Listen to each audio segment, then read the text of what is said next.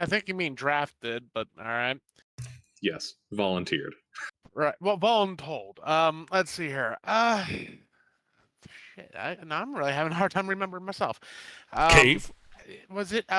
Was that where we met the forge guy? After that, we're After dealing that. with the cult. Yes, the cult. Okay, yeah. So we got to the city where we decided to help eradicating a cult. We did some investigations in the city, and that led us down to the docks. We found one guy who was talking about some mysterious forest cult, which we ran into later, but that's for later. Then we found some guy who started a riot for the cult, and then we sort of joined in on the riot. Killed some guards, which probably wasn't with our charter, but such is life on that one. Then we hooked up with a contact for the cult to meet a good distance away in a special little cave. On our way there, we ran into the creature of the forest that the guy in the docks was talking about. That was a little fun little adventure. And then we got to the cave. We did some scouting, and in an attempt to set up an ambush, two stalagmites, tights, two rock formations decided that they weren't actually rocks and attacked us, and actually fucked up a good number of people. But they died because one of our fighters is a complete badass and like chewed through them in like 2 turns. Alrighty. And now we're left with two, giant, dead creatures, drastically changing the meeting location, and our meet is in, I don't know, a few hours, I think. 2 hours. Two. Well, okay, well, two is a few. So yeah, that's where we are. So yeah, this is going to be interesting to not completely screw the pooch.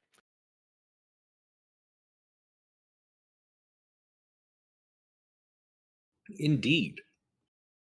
Yeah. So you guys are here inside of this stalagmite and stalactite filled chamber. The pool of water in the center now stained with the ichor of 2 dead ropers. We're never going to get that out. Prestidigitation. Oh right. Yes. The OxyClean of the magic. And the water is clean. The verbal components for it are just like going like pow, pow. No. But, you gotta say, but wait, there's more.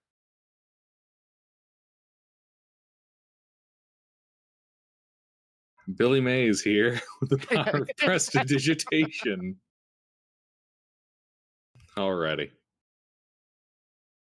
So anyway, I'm going to assume I'm going to help carry out the corpses of our slain foes, and while Mr. OxyClean over here helps clean up everything else. But that does leave us in a bit of a pickle. That well, there was 2 giant rock formations that aren't there anymore.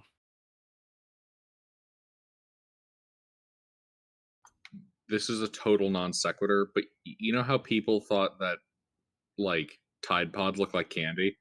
Yeah. Please tell me that those OxyClean containers look like those big tubs of whipped cream. Yeah, I mean, it wouldn't look out of the big place blue in the box. dairy aisle. It's a big blue box. You could totally go grab a tub of those from the cleaning aisle, put them in the freezer next to the Cool Whip, and I bet people would buy them and not realize what they're doing. Yeah,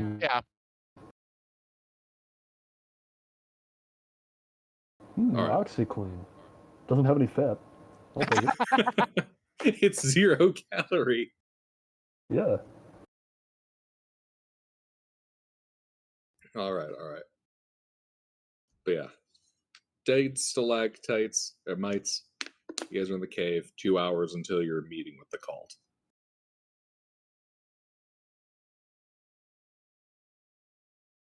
Anyway, Who call themselves the Children of Ur. Yeah, I mean, we can just take those out in the woods and use mold earth to bury them. Hmm. I mean, there is I do believe there is a water feature near us. I was just gonna like hack them up and toss them in for fish food. Oh, dump them into the seaside part of the seaside cave you guys are in. Yeah. Whatever floats your boat.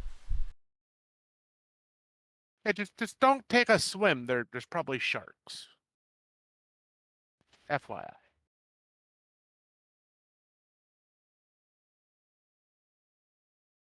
All right.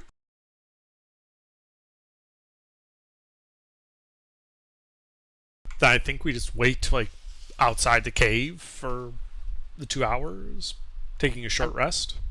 I mean, again, I feel the need to bring this up. They might like these things might have been like guards for the cult, perhaps? Question mark. If Well, they anyone should have picked asks, tougher guards. if anyone asks, we never saw them. All right, fair enough. All right, you begin. You know, Faradul, give me I guess, a strength athletics check to pull these stalactites out of here. Oh boy. Do they look heavy? Yes, they're large creatures. So you said athletics? Mm-hmm. Strength athletics.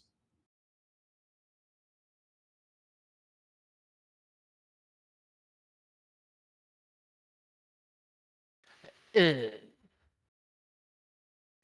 You are having trouble pulling this thing free of the ground. Uh, I'll use my battle axe to cut them up first, and then move them. Smaller pieces. Alrighty.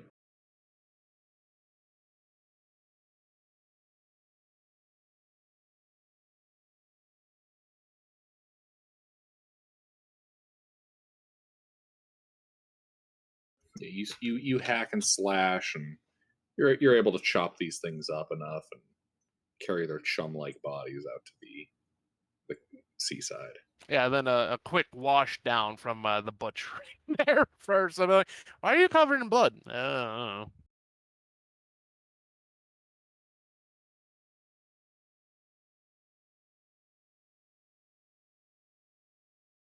don't know. Alrighty. I guess while he's cutting these down and removing them, what are your guys' plans for the 2 hours until the appointed meeting at midnight?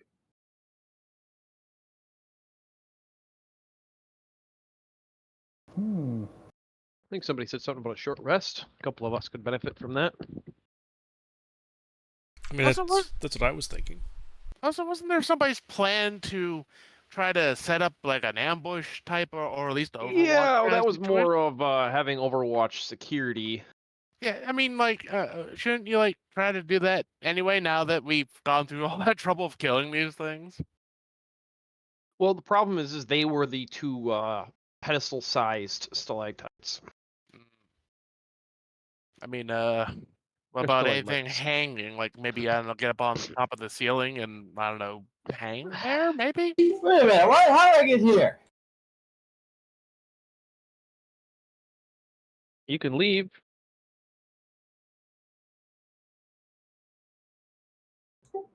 Yeah, you can. Welcome to our cult room, Hayes. Join us. Alrighty. So, you're saying?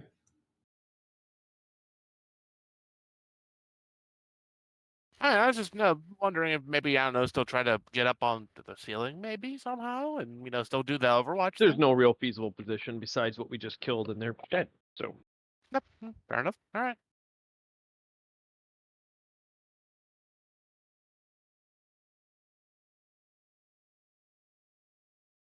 So I think just napping and chilling is the plan of the 2 hours. Alrighty then.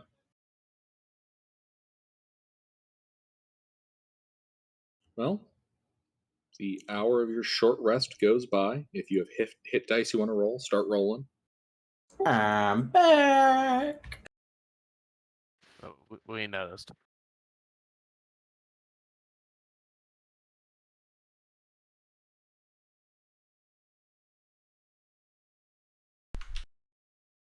Was nobody here injured? I still gotta pull my sheet up. Ah, I, Are we I still actually level got 6? away scot-free with that one. I think there was Yes. somebody, though, that somebody really got screwed up there. I was fine. It wasn't me. I'm Kashimoto. Yeah, I'm fine. I- I was just using arcane recovery. I am Klaus. Yeah, it's me. 18228.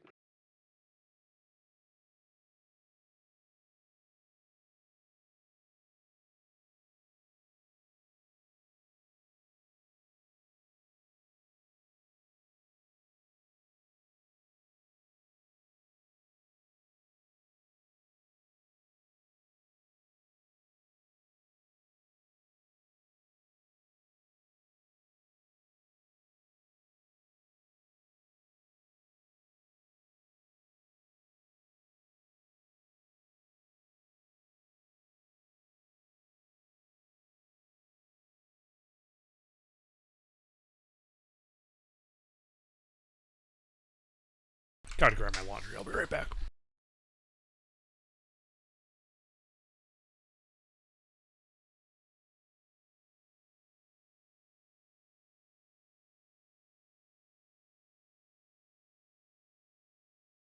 all right.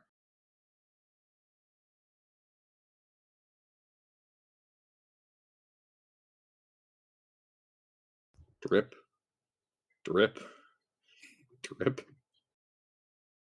There's no sound of the cave. that's the cave occasional. noise. Yeah, it's the cave noise. My super immersive cave noise. 10 out of Occasional 10 echo. performance.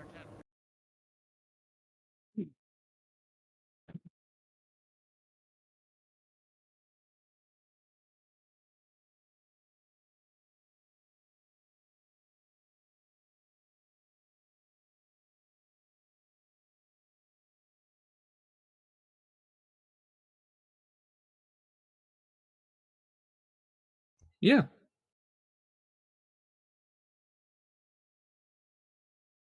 Yeah, that's nice. Yeah, no, I was quick little search. Like, oh, hey, I got you.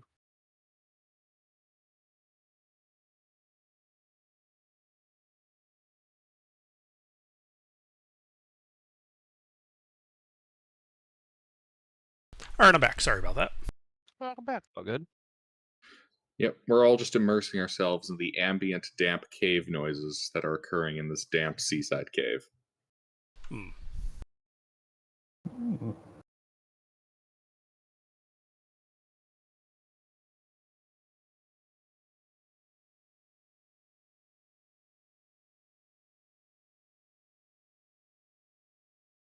So does anything happen while we're waiting outside this cave? Oh, you're waiting outside now? I thought we always were. We All right. we moved the bodies out and we took our long or short rest outside.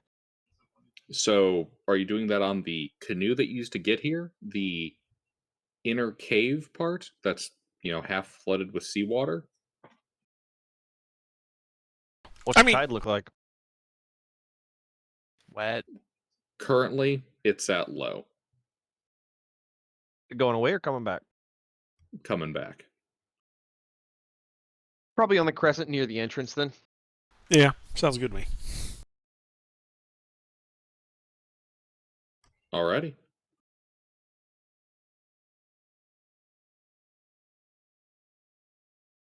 Well, your short rest completes. You gain back the resources that, come back on a short rest. And you have 1 hour till midnight.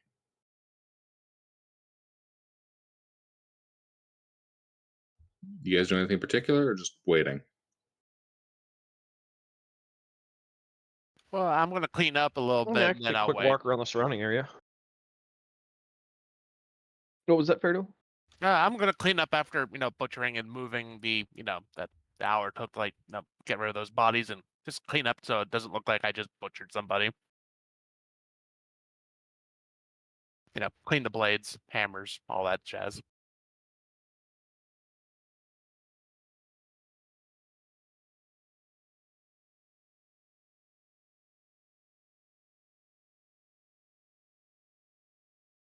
Alrighty. You do so, and you're able to clean that up no problem. Rourke, you said that you're looking around the surrounding area, like just around the grooves Yeah, and like alcoves of the cave. well, that obviously, yeah, checking the cave out, making sure there's no other shenanigans, and then the surrounding outside area, preferably being outside near the end of that hour. Okay. Yeah, give me an investigation check.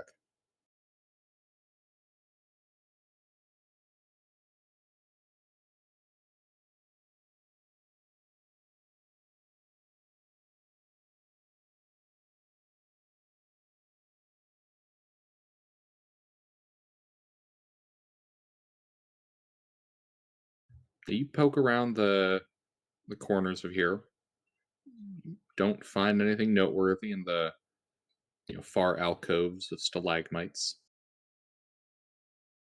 Towards the end of the hour, you head outside and scope out that area.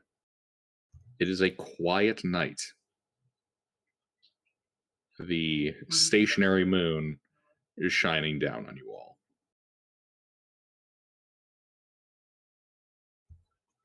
And the midnight hour approaches. Those of you inside the cave can hear like a swirling wind noise from inside the other chamber. The one with the, I guess, star disk and pool of water.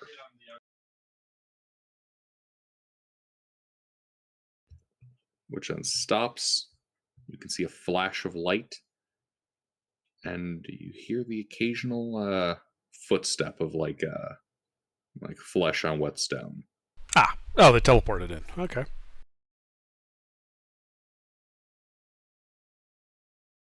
Wait, does that mean that was a teleportation circle in there?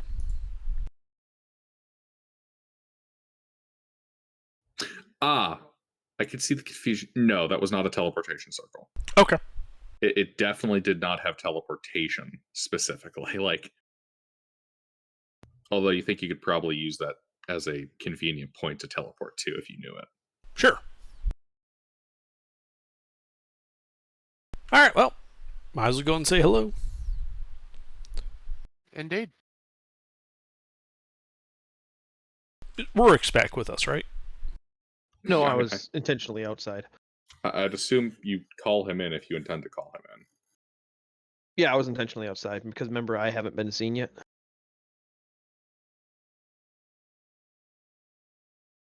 I was gonna cloak and follow you in. All right. Well, we give the signal that, they're here and we're heading in. The super non-obvious, hey, I heard a noise from inside the cave. Well, I would have been a little more subtle than that, like, oh, they must have teleported in. We should probably go say hello. Yep, I'll cloak up and follow. And then, we get out of our canoe and all of us just walk in there.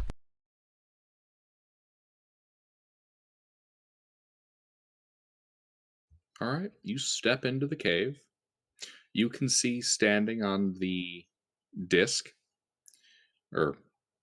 standing, a cluster of 10 short,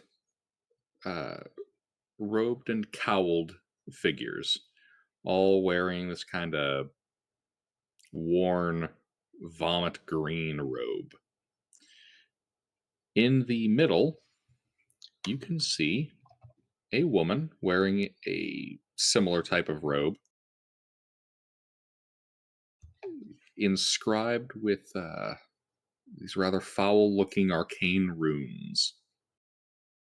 Her feet, hands, and lips stained black with an almost gangrenous color.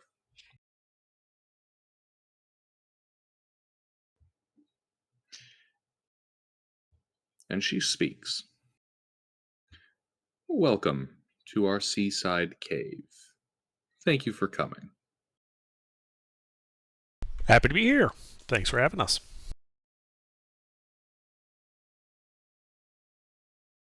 Frankly, I was surprised that any of you showed, given the rather trap like nature of such a location. Well, we've never been ones to shy from a challenge.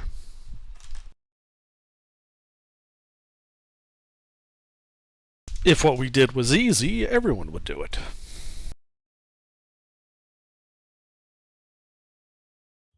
Very true. If I may, what are your names? Well, I'm Intervin. I am Faradul. And we introduce the rest of the party. Sans Rurik.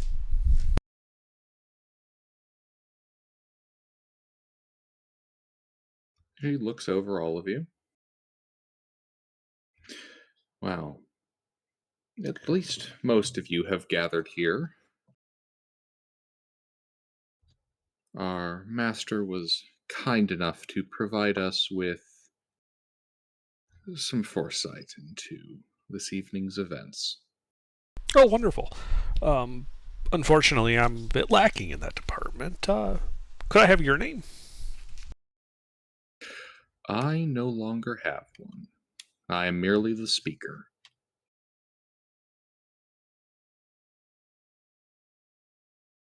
I see. And that's a title, I presume, that was bestowed upon you by your master? It would be. And does he have a name besides the master? None of consequence for this meeting. Now, if we shall get on to tonight's events, I am afraid I must remove you from play. Why?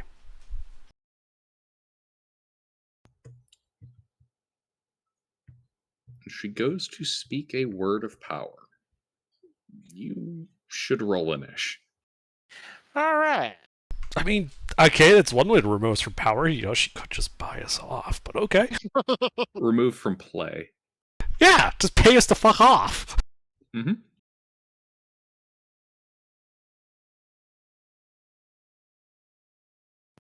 Seriously, Dice? Indeed, the dice say seriously.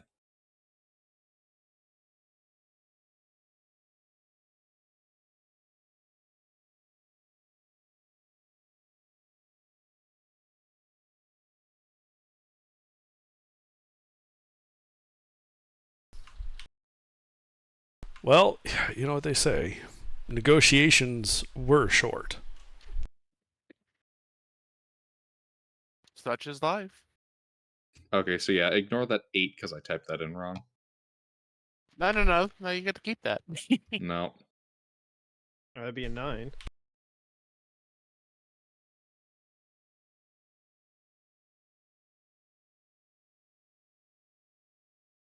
Oh, did it actually form a correct roll? It did, Yeah, it just it just labeled named it. it equals 1. Oh, okay, yeah, in that case, use that one instead of the second. Yeah, at least the mooks won't be going before us as well. Are we in initiative? Yep. Oh. God damn it, Katsumoto. Pay attention. How dishonorable. Also, seriously, as I'm like moving between my tabs, I keep accidentally clicking on GIMP, and it's like, no, I don't need the Photoshop up. Bring out the gimp.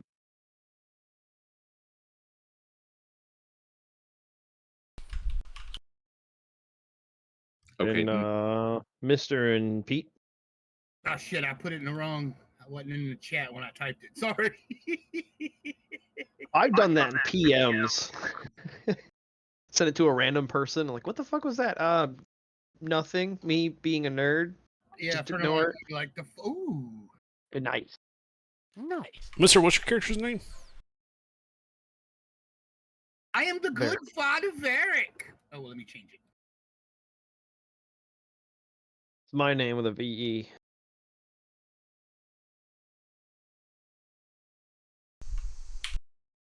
Is Pork Chop here?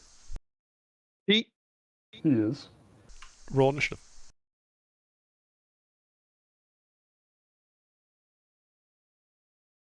the cult speaker has spoken. Yeah, she spoke a bit, and now I see. she's apparently attacking. Oh no, she's still speaking. They're simply words of power. Foos! Like Ro? she's dragon shouting us or some shit. She's words of power. Mm. Try. Well, let's see. She has 10 innate castings a day of power word kill, and none of you have HP higher than 100. Have we had a rest since last week? Short Get a rest. short rest. We've had a short rest. Well, that doesn't help me none, but I mean, you feel slightly more pep. Hey, I'm just glad that we killed the Ropers before this fight. I mean, okay.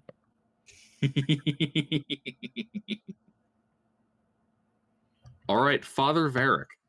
She has stepped forward and begun speaking words of power. It's your turn. Father Derek is going to bless Kasamoto pork chop.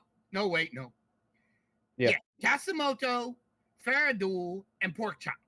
Those are our five frontliners, right? Indeed. All right, yeah. I'm gonna bless them, and then I'm gonna get out of the way, like far out of the way. I have 40 feet of movement. I'm gonna use it all to get away from this bitch. If that puts me out of the room, fine. I am out of the room. Actually, No misunderstanding. now, see, the question is she still able to see you? I want her to see me. That's what I'm saying. But you said that you want her to see you? No, I do not. Okay. Well, yeah, but I'm Father saying Derek that's is the a question. pacifist. He does not want to be seen. All right, so you cast your spell and you fuck off back down the corridor. Yes. All right. Bravely ran away. Alrighty. Katsumoto. It's just a one? No. There's the one speaker. She is there, and she is surrounded by 10 of these short little like green robed Jawa fuckers. Lizards. No, like they're these short small creatures with little How robes. far away am I from Dan? Bum. You would be at 25 feet. Yeah. Is anyone up close to them? No. No. Correct. Hey, you're literally the second person in the turn to go. And I want to run up there and whack them. The woman or her little lollipop guild? Well, can I whack the woman? Do you want to whack the woman? I don't know. Do I want to whack the woman? she's about to try to use power word kill on us. Yes, you want to whack the woman. I want to know. Do you I want want to whack the woman. He said she stepped forward.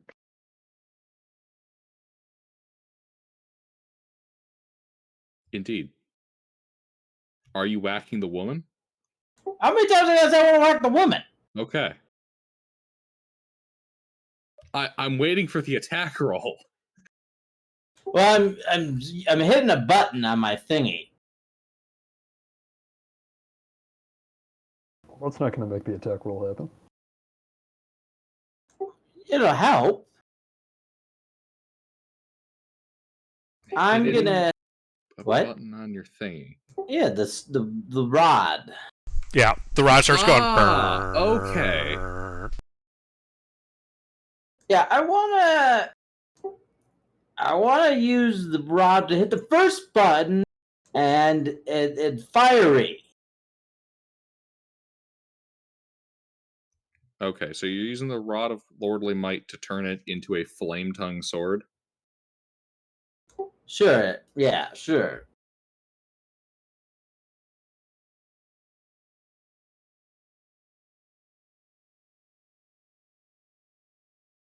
That's flame, FLAMETONGUE.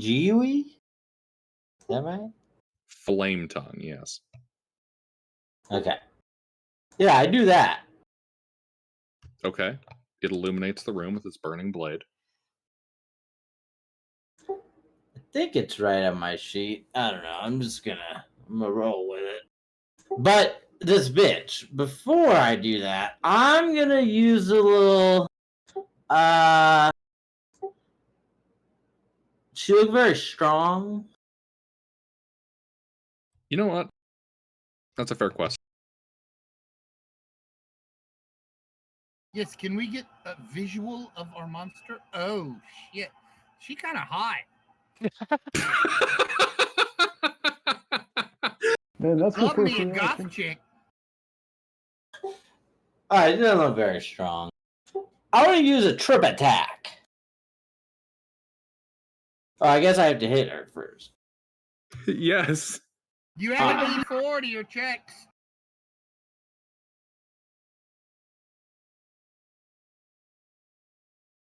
I hit her.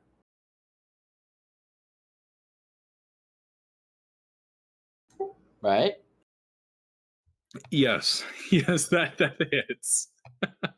Okay, well, she has to make a strength save or be knocked prone. Alright. I gotta Alright. roll a D8. Plus a D8. Plus a. Plus a D. 2D6. I think that's alright.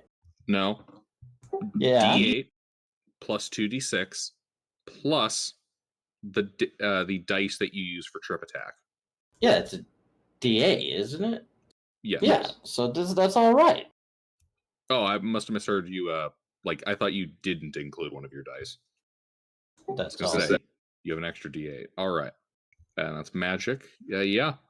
Oh, you, and the ability trip save her. DC 16, she fails.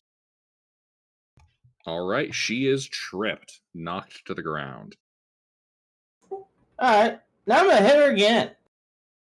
And I get advantage now, right? Correct.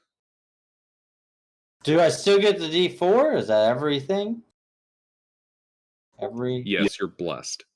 Is it every attack or is it every hit? Every attack. Okay. I think I hit her. Yeah.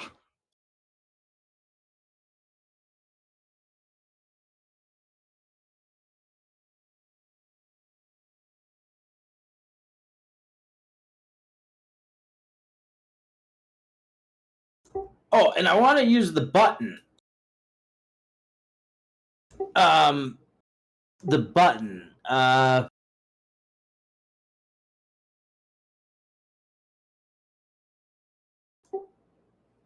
Does she look like necrotic damage would affect her? I don't know. How would you tell? I mean, her face looks, Is she near death after that? Sorry, what under? You asked how he would tell. Is she near death after getting hit twice? Oh, no, she is not near death. All right, well, I'm going to use the paralyze thing on her. When I hit a creature, I forced her to make a DC 17 strength saving throw.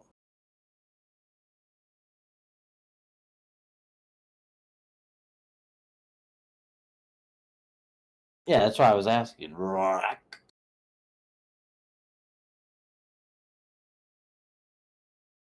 Alrighty. Strength save.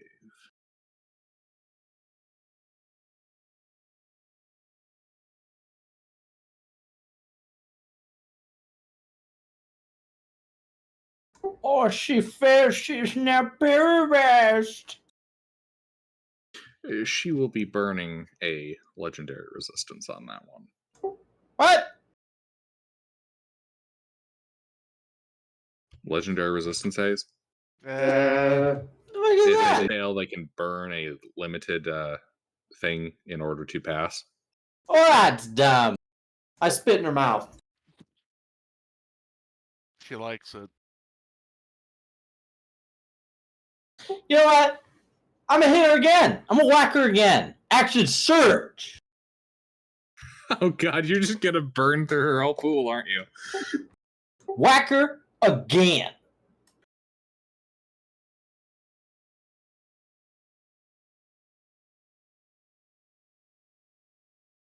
I think I hit her. Yes, yes, you do. Okay, so that's 2d8 plus 8 plus 2d6. But you know what? I'm also kind of feeling like maybe this time I might menacing attack her. Okay. Alright, and I add the dice superiority to my attack's damage just to make a wisdom save, or is frightened of me till the end of my next turn.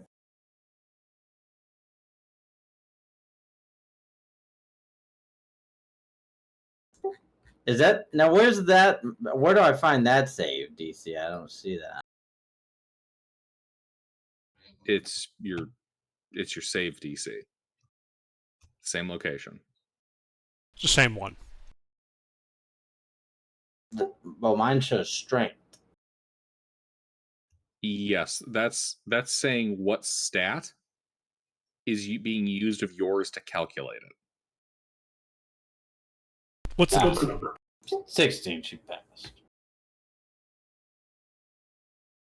But fuck her up. Let's see, 20. Yes, she is bloodied.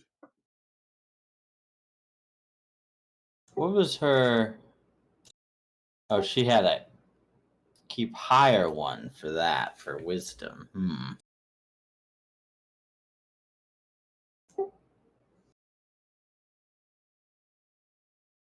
Well, you know what? I want to terrify her. She got to make another. I'm using another thing on the rod. She has to make a DC 17 wisdom saving throw, or she's frightened for a minute of me. How many actions are we on now? These aren't actions. He's using his individual attacks and effects that he can stack on those attacks. Oh, right. And he's for using attack. action surge. Yeah. And the action. Yeah, so we're on 2.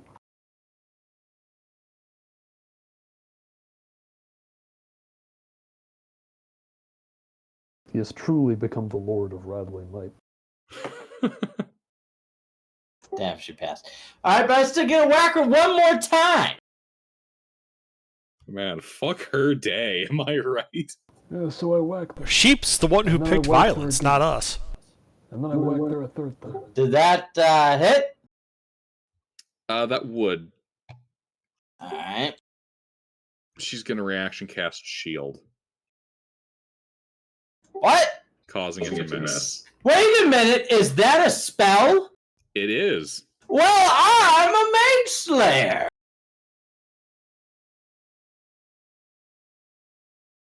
So as a Yeah, reaction, he that gets is right. another attack. I get to whack her again. I think that one hits. Oh man, this poor cultist. She chose poorly.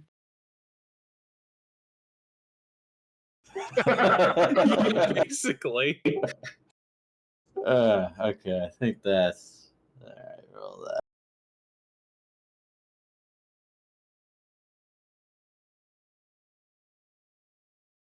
Yep, she is even more bloodied. Concentration check. Is she doing a spell that needs concentration? No, she was trying to cast shield. You interrupted it with yours. Yep. Oh, so I could still hit her again? Well, it's basically you've made the 18 roll.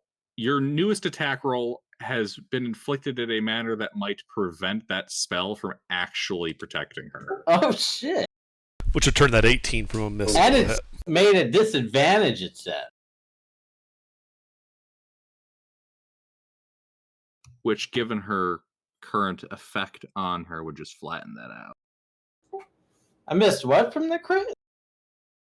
Looks like you might have missed a D8. Boom, boom, I put an extra D8 in. Do I also put in an extra? All right, so 19 damage, having passed. Her shield goes up, protecting her from your other hit. Wait, do I double everything when I crit? Yeah. All of the dice for the attack. Yeah, just the dice. Well, then I gotta roll some more damage.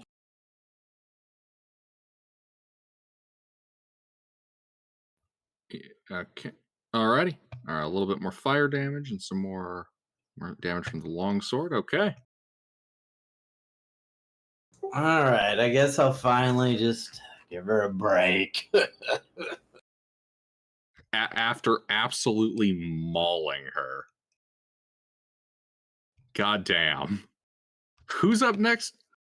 She is. Jeez. Oh, she's up next. Don't cast the spell. Yeah, Yeah. she could cast a spell. That's fine. Actually, Hayes already used you his have no reaction, reaction. though. Oh, that's She right. He's totally already used could. his reaction. What did I use my reaction for? Mage Slayer. That's a reaction. Yeah, you used it during your own turn, which means you don't get another one until your next turn. That's bullshit. All right, let's see here. You know, we got this nice word. She's going to speak a word of the void. Let's go with.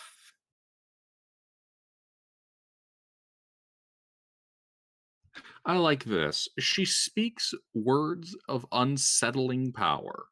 I need a wisdom saving throw from Faradul, Katsumoto, Intervin, and Porkchop. Yeah, but You have can add a D4 to that. I have advantage on saving throws against spells cast. Ariel, Hayes, and Porkchop can all add a D4. All right. Wisdom? Is this versus This- Charm? This is not versus Charmed, and Hayes, I believe that is against spell effects. This is not a spell. Oh, Wait, What? What was the Yeah. save again? What was the stat for the save? Wisdom. This is some poochu. Hayes, in the design of this game, there are some things that will be described as magical, but not as a spell. Well, you would have a D4 to that, Hayes, but it won't really matter. Yeah, D4 can't help you. Indeed. Ba-dum. Oh wow. Everyone failed except Porkchop. Mm. So you guys are frightened. Yes, you all now are experiencing the frightened condition. Oh, you. Imagine being frightened. She will then stand up and step back out of Katsumoto's area of control. Run away, pussy. I think we're the ones running away, actually. Yeah. No attack of opportunity there. Indeed. And you know what? She's going to take cover behind some stalactites, stalagmites, as only caves have got them. Porkchop. All right. How far away is she? She would now be 25, 30, 35, 40 feet away. Excellent. Half gonna, cover. I'm going to start throwing axes at her. Ah, yes, her half cover won't do her much good. Not against me, no. In fact, it won't do her any good. Let's see here. Yeah.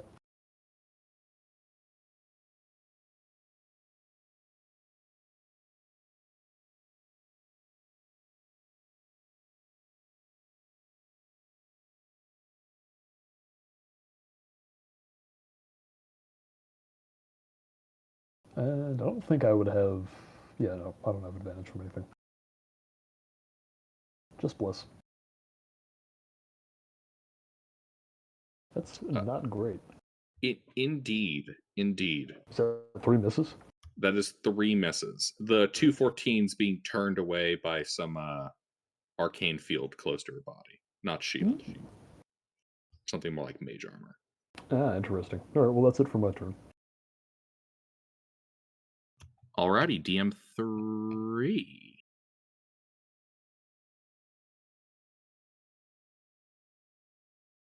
Cool beans. This thing skitters out from the stalactites at the top of the chamber.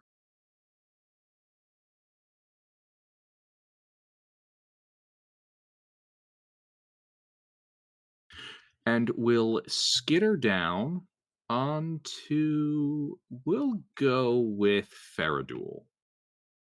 Oh, there's a big fucking spider on me. Get it off, get it off, get it off. Yeah, let's see here. He's going to unleash a flurry of claws against you. Oh, no.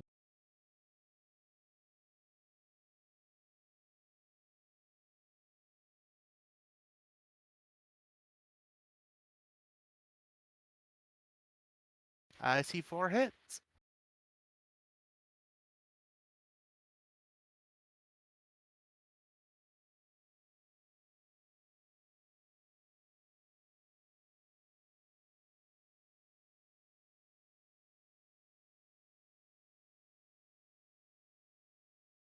How high is the ceiling in this room? At its absolute highest. No, where this guy was. Oh, where this guy was? This area would be 25 feet. So wouldn't he take fall damage dropping down on Faradul? He came down one of the stalactites. Yeah, he Oh, they go all the way down to now. the floor? Low enough that he's able to take swipes at his head. Fair enough. Like okay. he's hanging. Yeah, I was just curious. Yeah. It's a fair question to ask. And then another 15 slashing from the crit. Ouchie.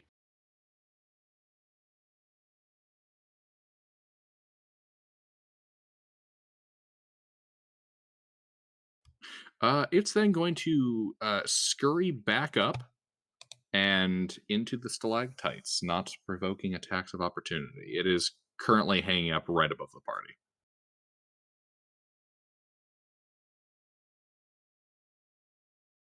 Alrighty.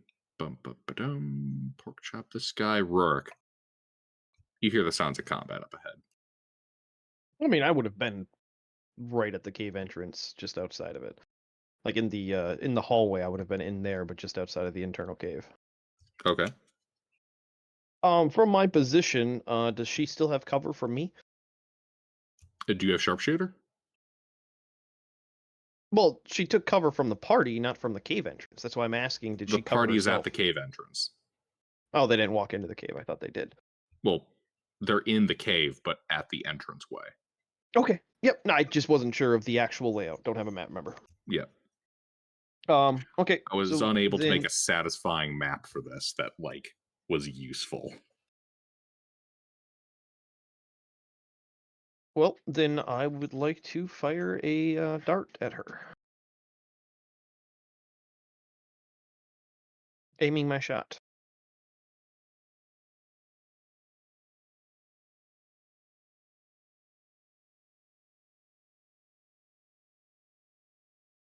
Okay, she'll shield that.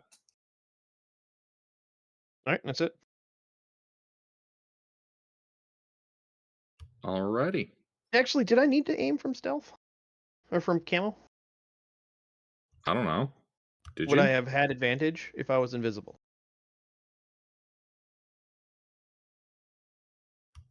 Yeah, you get advantage when people can't see you. Okay. Then in that case, I won't need to use my bonus action to aim. And then give Intervin advantage on her. Saying something along the lines of, that looks like mage armor. And then backing off out a little bit since I didn't have to aim, so I can move. Alrighty. The Lollipop Guild.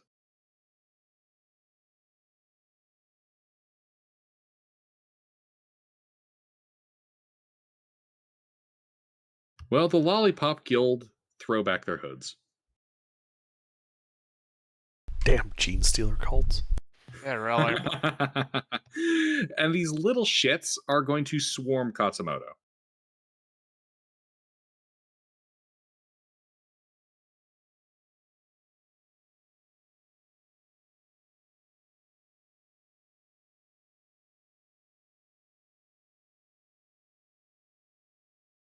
Katsumoto, what's your armor class? My armor class is a Crimea 21. 1, 2 hits. 2 hits. But their mothers are fat. That's nice. I need wisdom saving throw from you. 2 of them. Are these spells? No. They have bit you. Are these poison? No. Wisdom save, Hayes. No, I get a D4.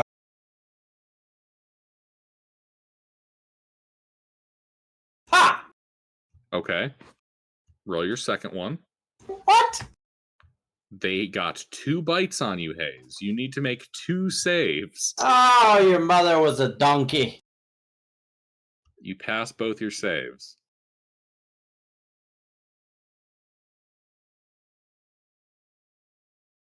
Okay. Does my eye grow back? No. Hold on one sec.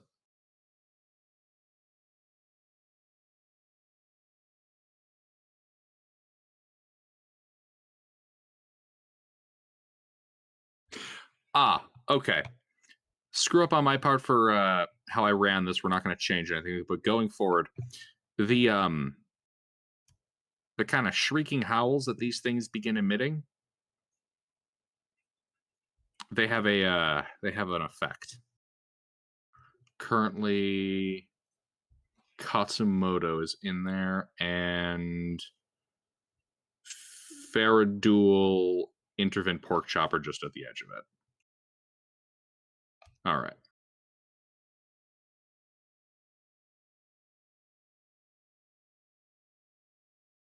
Intervene. All right, so the woman's hiding behind a stalagmite, 40 feet away from me. Correct?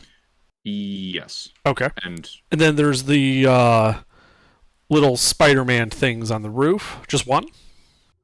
yes, just one mangler, and then there's that gaggle of Gru. Right. Okay. And then there's 10 Grus. For transparency on my part and the whoopsie daisy I made during that earlier turn, these things inflict if creatures within 20 feet of the Gru aren't aberrations, disadvantage on saving throws as well as on attack rolls against creatures other than a star spawn Gru. Okay. That's nice. I'm going to cast a spell. Slow has a 40 by 40 by 40 volume. It's a cube. Mm-hmm. So if I take a corner of that cube and place it so that it hits the speaker, and then angle the rest of it down towards us, it should have all of the Grus and the Mangler in that cube as well, correct? Yes. Okay, now I can only hit 6 creatures of my choice.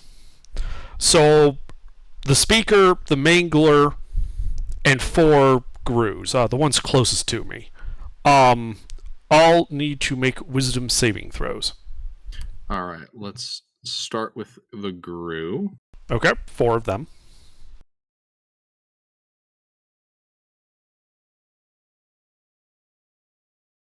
I believe they all failed. Yes, they all failed. They are slowed. The Mangler.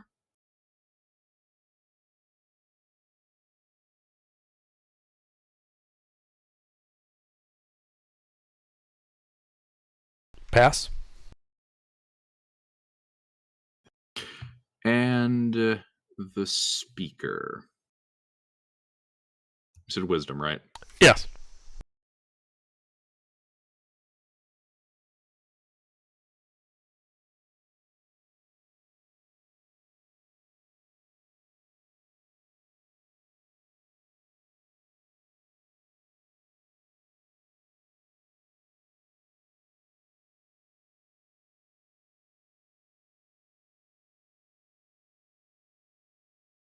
Failure. She will burn the last legendary legendary resistance that she possesses. Okay. Oh, sorry, I forgot to specify. This was cast as a bonus action using Quicken Spell. Good to know. Yeah, sorry, forgot to say that before.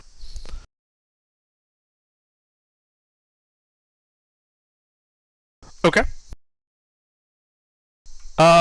Now I'm technically frightened of her still, correct? Correct. All right. The entrance to this room of the first off, is there any enemies within melee of me? No. Okay. The entrance to this cave is, I'm assuming, was like a small narrowing before it opened up into this chamber. Correct. Would it be possible for me to back up and go along one of the walls that narrow down, such as so that I lose line of sight with the speaker but maintain it on the mangler?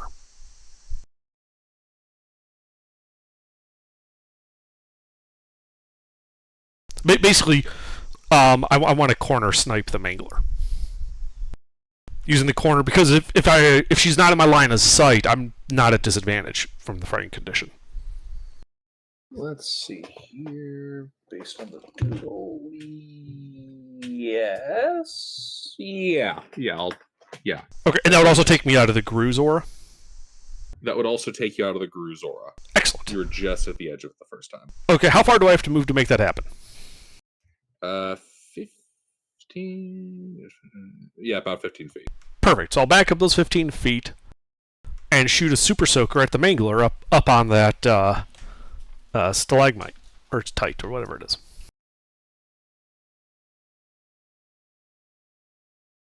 Does a 20 hit him? A 20 hits. He takes 21 points of magical bludgeoning damage, and I need a strength save versus prone. So he falls prone. Now, he was grabbing onto that stalagmite, wasn't he? Mm-hmm. So does that mean he falls the 25 feet and takes fall damage? He does. I believe those are D8s, yes? I believe it's a d6 per 10 feet.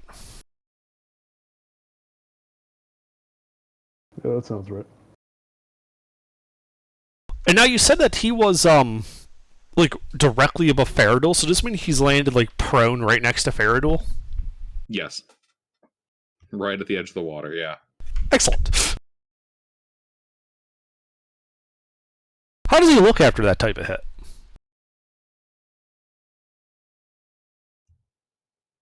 Pretty injured. Not yet bloodied. Okay. How far am I to the canoe?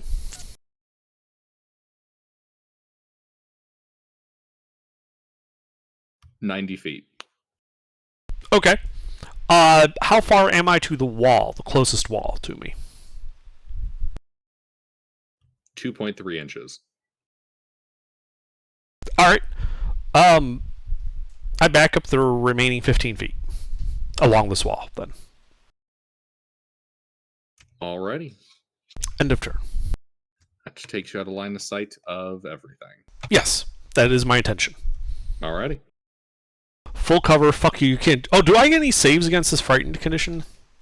Oh, yes. Yeah, you have to be out of. So, line of does sight. that mean Porkchop and Rurik would also get a save, or only if they're out of line of sight? Rourke wasn't hit by it, and yeah, line of sight. Ah, okay, so I'm the only one who gets a save. Wisdom again? Yep. If this works how these effects usually work, I should just be immune to it for, like, the rest of the day, I think. Yeah. Pretty sure that's correct. Oh, that's right, you passed to begin with anyway. Never Yeah, mind. I never failed. Yeah, okay. Apparently not. This does not carry immunity. Okay, well, that's usually how that effect works, so that's weird. And a lot of only about half the Meshi have that effect. The Okay. higher level ones especially tend not to. Yeah, it seems like magical sources of it don't confer immunities. That makes Natural sense. sources of frightened confer immunity. Alright, but does that work? Do I pass? Yes, you passed. Excellent. Alright, so now I'm done. For real this time. All right. And Faradul. Well, since I failed the wisdom save, I do believe I have to make a dash action to leave. That's not what the frightened What? condition does. That's You're not thinking of turning, like turn undead. Frightened is just you have disadvantage to ability checks and attacks while the source of your fear is in sight, and you cannot willingly move closer to the source of the fear. well. That's still annoying because Yeah, but there's a guy prone in melee with you. Yeah. That is true. That is The true. prone mangler who just mauled you is now prone on the ground. So I'll beat the shit out of him then. You raging? Oh yes, I'm definitely raging. That's for sure. All right, so I get advantage on him. Is there anything that's causing disadvantage on him for me? I mean, disadvantage on you? Frightened would impose disadvantage on any attack you make as long as you can see the speaker. Correct. So I still get advantage. All right. Well, they Well, cancel out. Flattens. Okay, flats. All right.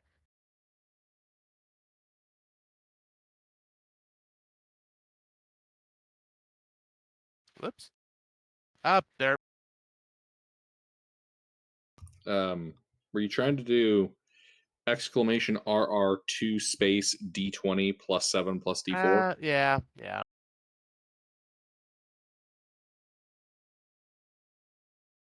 Third time's the charm.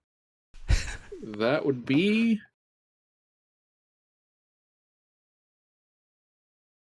2 hits. I like 2 hits. All right.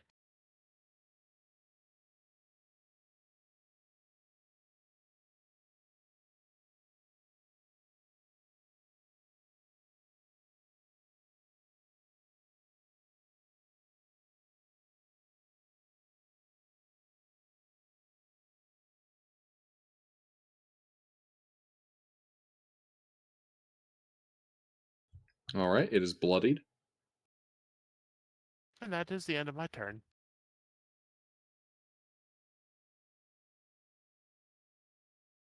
All righty. Varric. Okay, how are the boys doing? They still doing well, or I don't think they are. Katsumoto, how much damage did you take? How much what? How much damage did you take? Did he ever actually attack me? Yeah, there were 2 hits. You never said any damage. Oh, fuck, I forgot to roll damage. Oh, too bad, so sad. I'm fine. You missed it. You missed it. Too bad, so sad. You were so focused on the wisdom saves. Okay, so You I'm didn't still do the it only one now. that's hit. You wouldn't let us do it. 3 piercing and 6 piercing. Oh, well, You wouldn't let us do it. Oh, I see how it is. I'm heavy armor master. So what? 3 minus 3 is 0. 3 minus 6 is 3. Yep. Also, don't you mean 6 minus 3, not 3 minus 6 haze? Each attack. Negative 3, so that's positive 3. So I gain 3 health, right? No. No. Also, mister, the reason for that is I was actually present for my turn.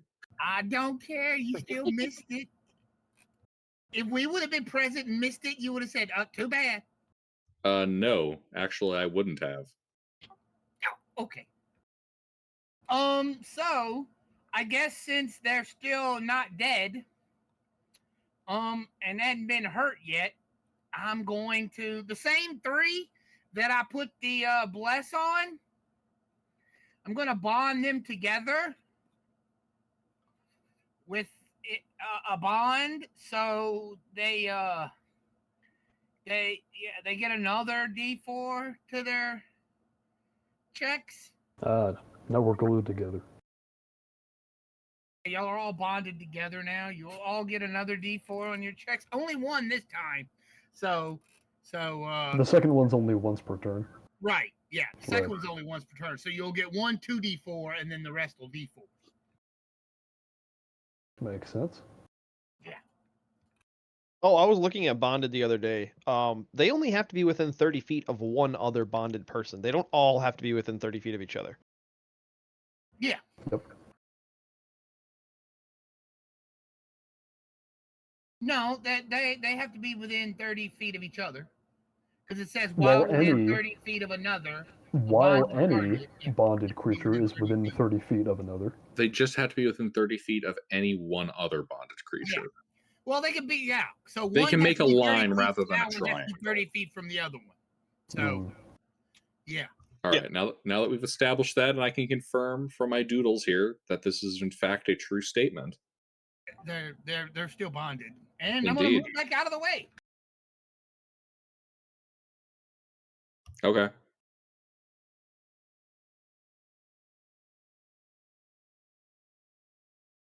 Can you repost that, Dinesh?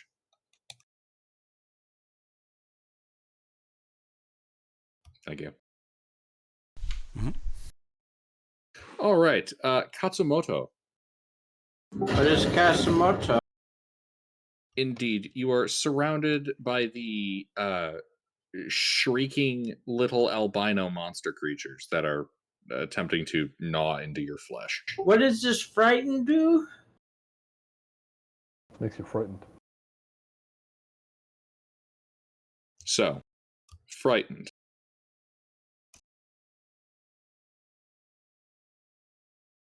The frightened condition means that you have disadvantage on ability checks and attack rolls while the source of the fear is within line of sight. She is.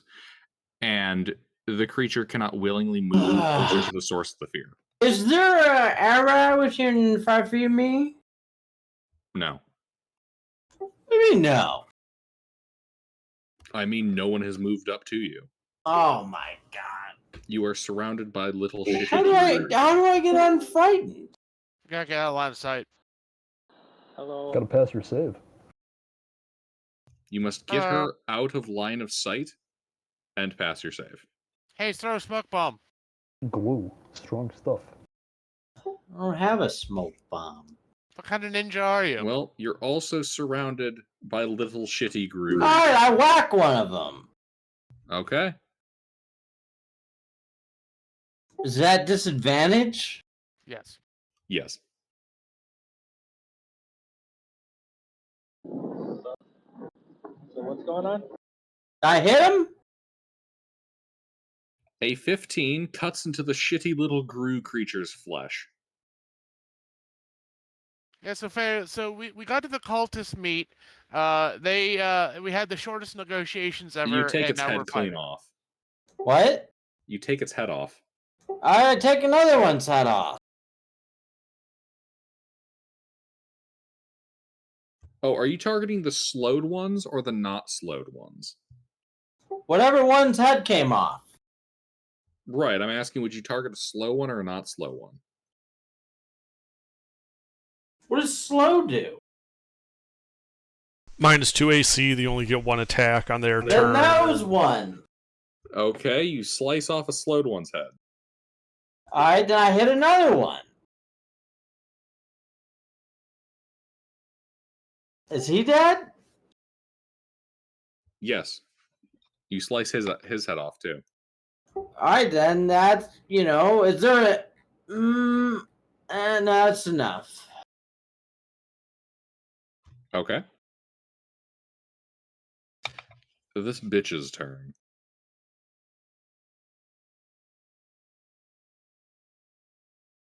Well, let's start with the recharge.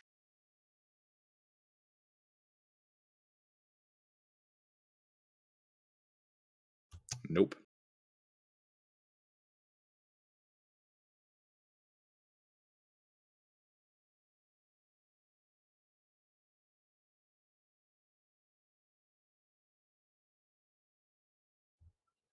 I know. We'll go with this little spell.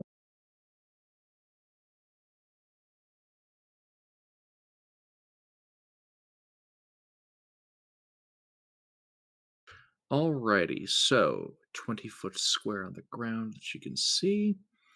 So the ground here, right at your feet, well, I should say at your feet, Faradul, kind of spreading out around you, turns inky black as tentacles sprout from it. Oh, what kind of Cthulhu shit is this? Ivard's black tentacles. Yeah, all right, fair enough.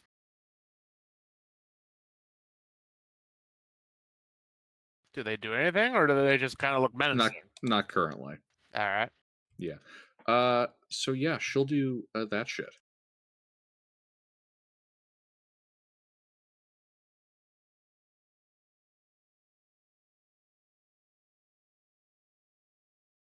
And pork chop. Okay, how far away is she? Still 25 feet, and you are in the black tentacles, yes? I don't know, Yes. am I? Yes, you are.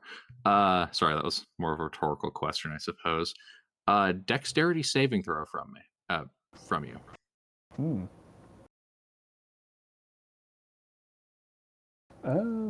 Hey, and you know what? I'm gonna spend my D4 on this.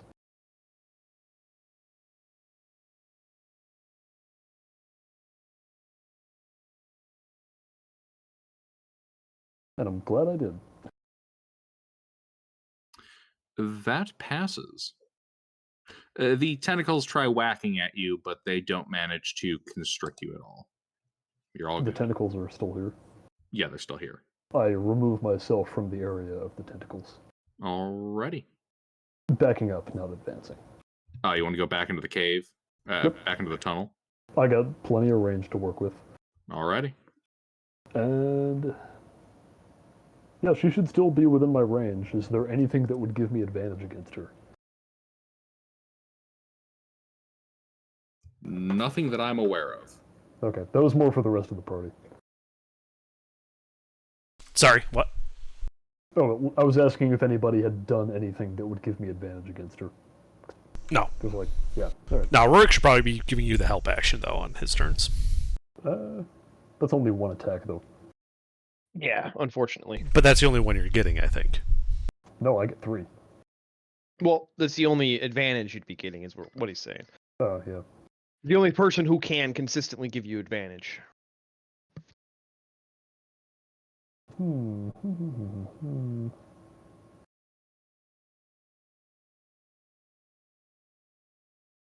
Alright, let's try this again. That's a little bit better. Do I hit with the 15? The 15 would hit. She's going to reaction shield. The Oh, shit. 23 hits. Ah, okay. Well, I'll take the 1 hit.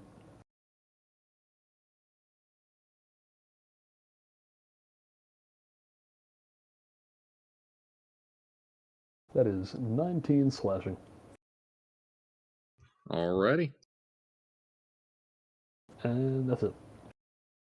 Let me get that con save. She fails. The black tentacles disappear. Nice. That is a terrible con save for a caster.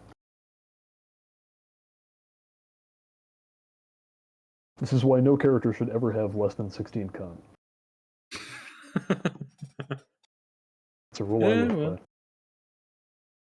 You know, she has enough shit on here. I didn't think that the block needed to be edited too much.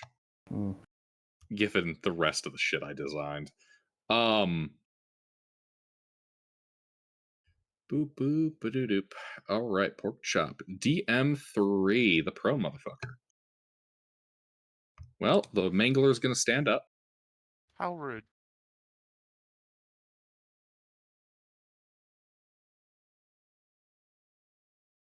Oh, that's unfortunate. Alright. He will take a couple of attacks with his claws.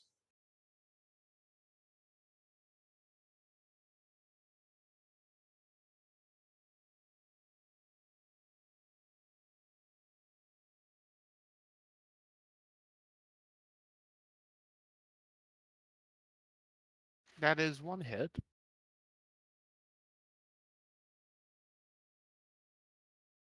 5 slashing. I think you mean 2 slashing. Or 3. What's half? 2. 2, yes.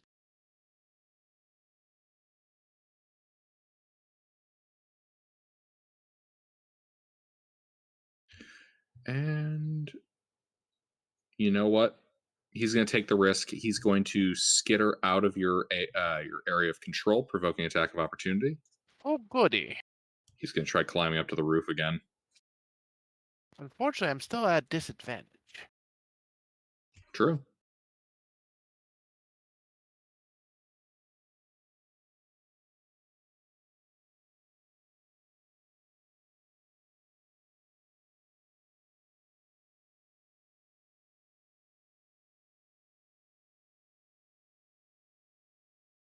God damn it. I did it again.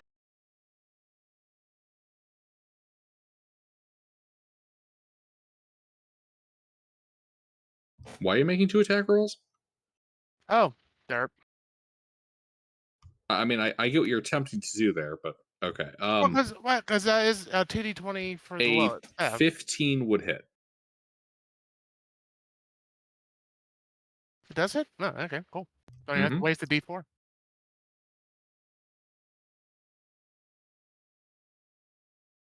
All right, a bit more damage as you hit him with a hammer. And Rorik. Well, can I see the bitch? I did back You- up. Oh yes, you backed up. You cannot see the bitch from the backed up position. All right. What about the mooks and minions? You can see the Gru, not the Mangler. The Mangler's skidded off. All right. I will shoot at one of them. Slowed or a not slowed? Not slowed. Are they all still in melee with Katsumoto? Mm-hmm.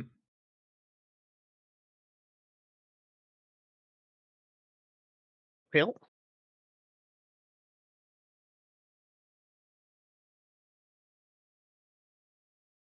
That's it. Then bonus action help pork chop. He should be standing right by me, right? Mm-hmm. Well, just ahead of me. Indeed. DM2, the Gru. That is 3 dead. Alrighty, let's go to... Okay.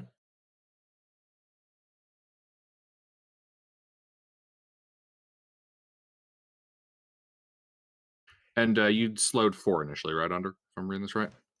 Yes, but I believe 2 of the slowed guys got killed. Mm-hmm.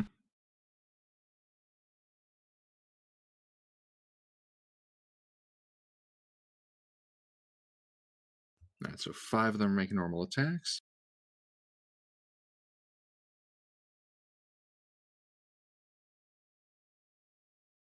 These guys are going to try to bite into your flesh, Katsumoto. They're pussies. 21, 22. I guess. Alrighty, I need 2 wisdom saving throws at disadvantage. Why? Because they're biting you, and their bites confound your mind. The disadvantage is a result of the aura of shrieks that they produce. Wait, you got bitten by a spider?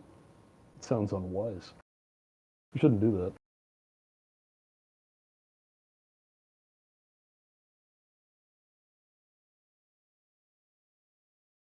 Alright. And I need a second one. That one passes. So against the one that you failed, you have disadvantage on attack rolls against that one. Hurry after them!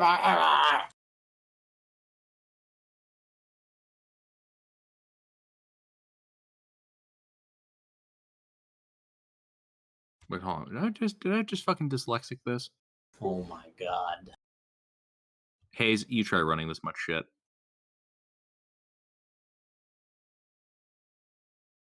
Oh, I'm sorry. You don't have a disadvantage attack rolls against this guy. These guys have advantage against you. Okay, there we go.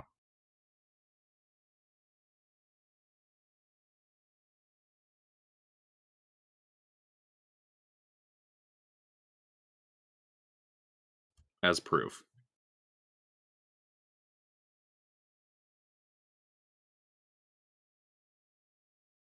All right. Boop, boop, ba-doo-doom. As these little fuckers intervene. All right. I'm going to cast Slow, covering that same volume again. Is the Mangler still within it? Yes. So he'll need to make a Wisdom save. The speaker needs to make a Wisdom save. And 4 of the Grus need to make Wisdom saves. Here's the Mangler. Fail. Now for the speaker.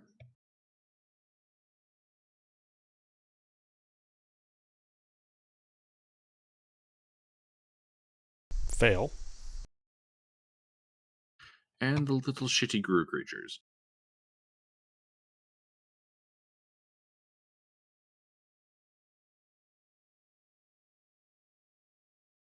The 16 passes. Well, good for that little shitty bastard. That's it for my turn. I don't Alrighty. move. Faradul. Well, so since the claw motherfucker decided to get out of my reach, and is any of the Jawa motherfuckers, are they any closer to me? No. All right. Well, since I can't really go forward, how far do I have to go back to break line of sight with the goth check? 20 feet. All right. I go back 20 feet and I attempt to make a wisdom save. Alright. Just double check my bonuses. Oh, look, no bonuses.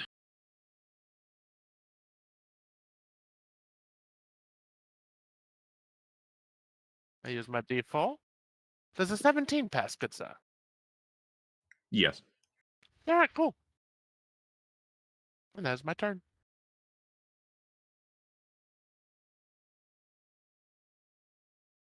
Alrighty. Freya. All right. So, did we get short rest since last week? 1 short rest, yes. All right, great. Most of my abilities are back. All right. Who's currently the scariest?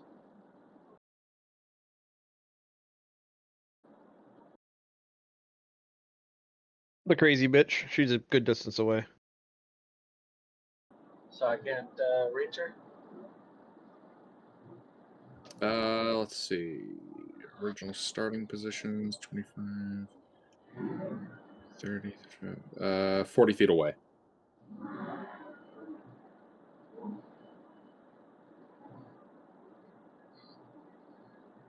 All right, then I'll move closer and target an enemy on the way. So 2 attacks, d20 plus 8. But first, I will rage. Could you also define what closer is? He's moving from his original position towards her, and I think he's trying to swing by the Jawas and attack 2 of them. I get that, but I don't know what his movement speed is. I think I got 30 movement speed. Okay.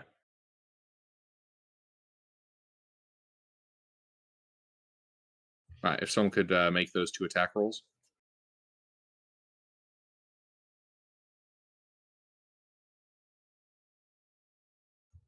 Alright, 1 hit.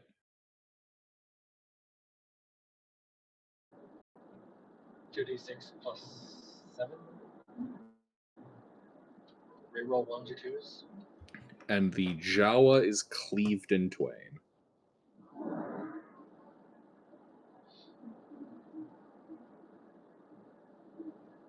Alright, anything else? Nope, I think just is 30 feet. You doing anything else, Thomas? Not this time. I'm saving the good stuff for the main guy. Well, she's already bloodied, so. He's had one turn in close proximity with his new stick. Wait, I've been trying to deal damage to her, but it's just not working. Indeed, the dice just ain't on your side. I think I've rolled above a 10 once, and I've made 6 attacks. All right. All right. Also, Thomas, you're hot micing. Alrighty. Yeah, boo boo boo Fea. Varric.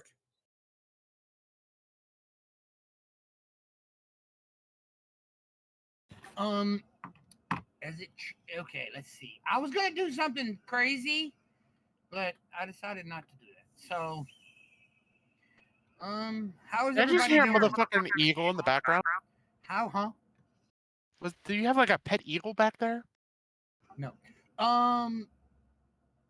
How's everybody doing? I'm at 36 out of 69. So you got hit. How was the other one, Kasamoto, doing? I don't know. Did Gilbert ever damage me? I don't think so. Yes, I did. Not a second time. Then I'm gonna. Did I forget to roll damage again? It's 2 on you, so you don't get to do it this time. Yeah, that's fair. He is God though. He does kind of get to decide that. No, that's fair. That's fair. All right, so. I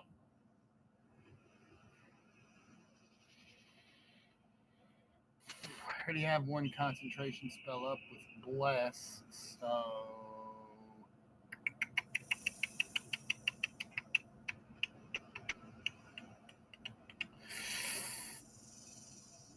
Are there still like 3 monsters? No. There's the speaker, there's the mauler, and then there's 6 remaining Gru. Okay. Okay, then let me ask you this. How many of them can I get in a 20? No, I can't do that. I can't do that. That's another. That's a concentration spell.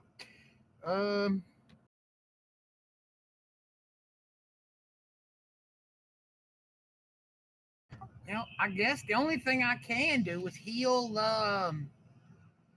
Faradul. Okay? We'll heal Faradul. I'm okay with this.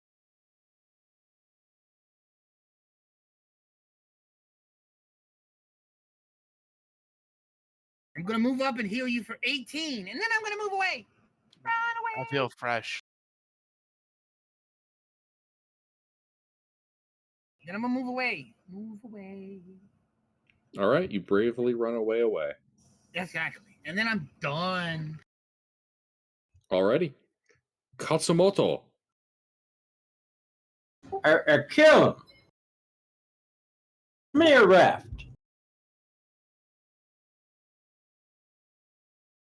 There are 6 of the shitty little Gru creatures, 1 mauler up in the stalactites, and the speaker. Who's the one who bit me? One of the shitty little Gru creatures. I whack him.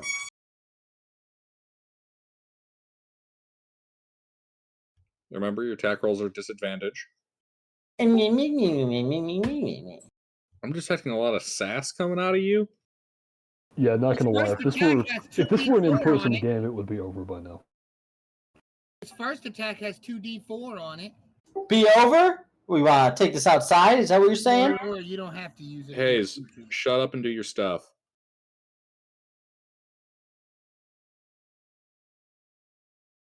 You want to take this outside?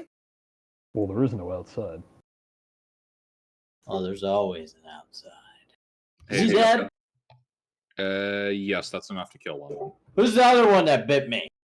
The other little shitter right next to him.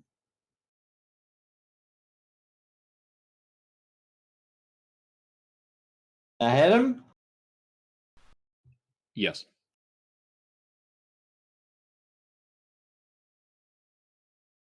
Swiper, no swiping. That little shitter is also dead.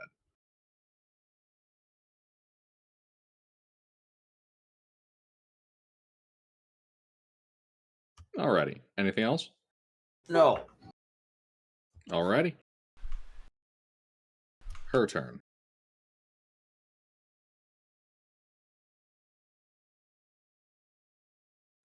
Oh man. I guess you'll have to just use normal features.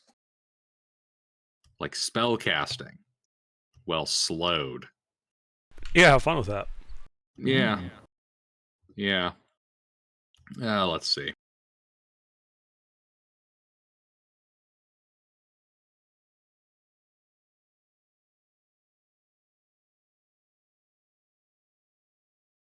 I just realized how good slow is for neutralizing casting because Yeah. There's a reason why I cast it twice. No, you're going to cast a spell? Well, you'll have to wait a turn. Well, let's see. You know what? She is an asshole.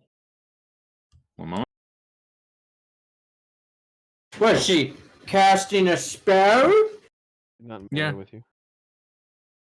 That's She's not- casting a spell. That sounds like Mage Slayer. Hayes, do you pay any attention? Why? She's not in melee with you. You're a liar.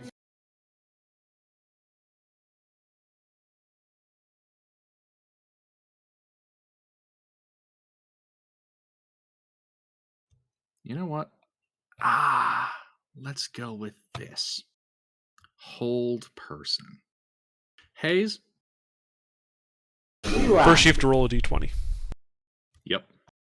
just a normal D20? No, he has to roll it. No, I do. Because her spell might not go off this turn.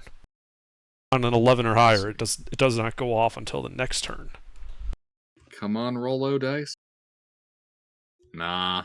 She also has to maintain concentration on it, or Yep. it fails. Yep. Yeah, but she's gonna try to hold person Katsumoto. All right, that's her shtick. Pork chop. All right. Wait, so on a 15 it goes off this turn or next turn? Next turn, 11 or higher, it Next goes turn. off the next turn with slow. Right, it's roll under. Yeah. Okay. And she is now how far from me? No change. No No change. change? Yeah, Okay. No change. Well, we're just gonna keep trying to hit her. This time more effectively. At least for one of them. I try. You just had the wait. better damage output. Is someone helping me this time? Yeah, I gave you advantage for one of your nice. attacks. Thank you. Well, if Interven's casting AoEs, I can give it to somebody else, and everybody else is in melee, so. Well, then we'll do the first one. Like that. That one's here. 2d20 KH1 plus 5. Gilbert, she does get a save at the end of each of her turns, wisdom. Oh, okay. Oh yeah, better do that first, because it will matter. She passed. Nope. No more slow. Okay. Well, her armor class is upgraded slightly. Yep. Well, that Do I hurts. hit with that? That hits. All right, that's a bit better. Let's see here.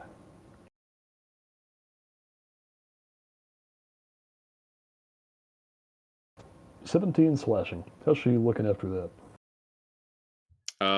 Damn near death. Okay. Alrighty. DC now is 8, 10. Right? 10? Yeah. Yeah. 10 or half. Barely maintains her concentration on her spell. Barely. Well, hopefully it won't matter. Indeed. DM3. Oh no, I got more attacks. Still. Oh, I'm sorry. Surprise. He found his target, now he's actually working on his accuracy. She shields. What, both of those? Oh Yep. yeah, shield. Yeah.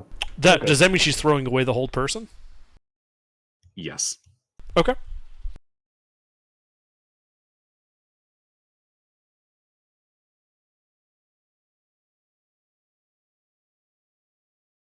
Well, now my turn's done.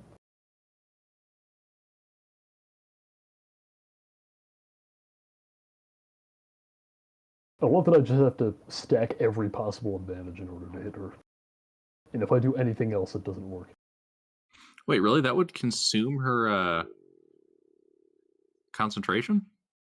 Shield is concentration. Leveled spell. No. So technically, if you're holding a spell, you have to use your concentration to hold it. Oh no, shield is not concentration. The shield is not Yeah. concentration. You can normally cast a spell while concentrating on a spell. So yeah, no, actually, she probably could cast shield without Yeah. losing the whole person. Yeah, she still would. Because she's on the brink of death and wants to not die. Reasonable. Indeed. I was just surprised that was a thing at first. Oh, really? That would actually end the other spell? That's weird. Well, Okay. it was more. She's still in the process of casting hold person, and so interrupting that with another cast. You know, I was just following the chain of logic there and didn't think about the actual game mechanics. Yeah, from a logic standpoint, what Under's saying makes perfect sense. Like you're stopping casting a spell to cast shield, but in all reality, how game mechanics work, she can do both. Yeah, she basically c- pause hold person, cast shield, and then resume casting it. Yeah, because otherwise one would run into like an odd comparison with the Mage Slayer earlier, where the attack would hit, they shield, and then you somehow get another attack in that could counter that original one.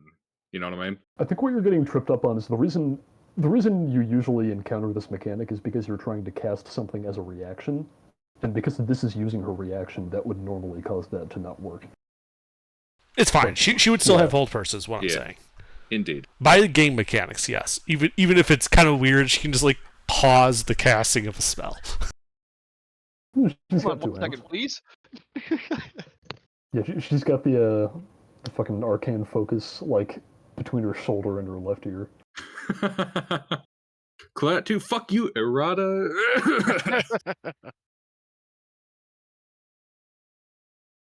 Just like that. Totally doesn't. Yeah, okay.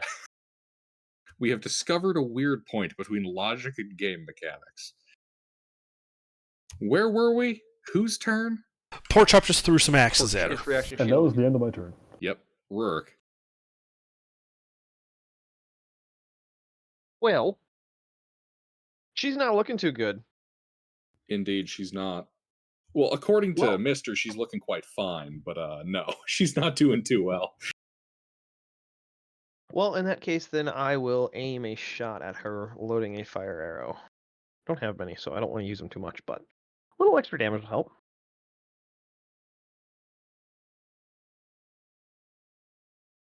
Of course, I miss. Indeed, you miss. I swear to God, she's living this long not because she's doing well, but because the dice are just not in your favor. Yeah, it's because I have rolled above a 10 once in this combat. Indeed. Yeah, and I just rolled with advantage and got 2 single digits. Like, Indeed. all right, that's it. So no Alright. help, pork chop. DM2.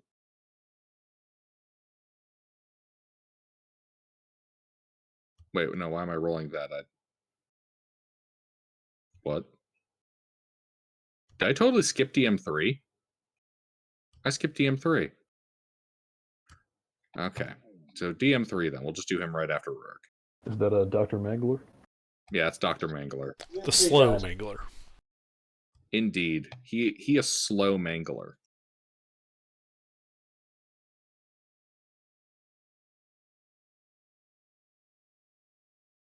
You have Also enough Underdark. movement to get down. You cheeky fucking bastard. Dick waffle. What did I do this time? Cheeky. The delightful thing about the Mangler special ability he just got back is it makes multiple attacks. It lets him action surge, but he can't do that because he's slowed. Yep, he gets one attack and one attack only. Well, okay, let's see. He will skitter forth. He can still get up to our good pal Feridul. Oh boy. Actually, you know what? No. It's going to What? head the other way and head down Aphea.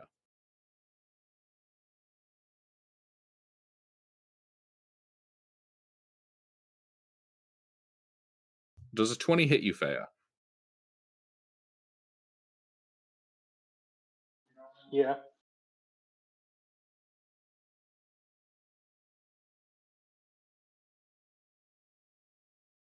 Seven points of slashing damage. Well, it's a good thing I raged, I guess. Indeed, that's the schmuck's. Oh, he gets to make a save. Yeah, he is a wisdom save.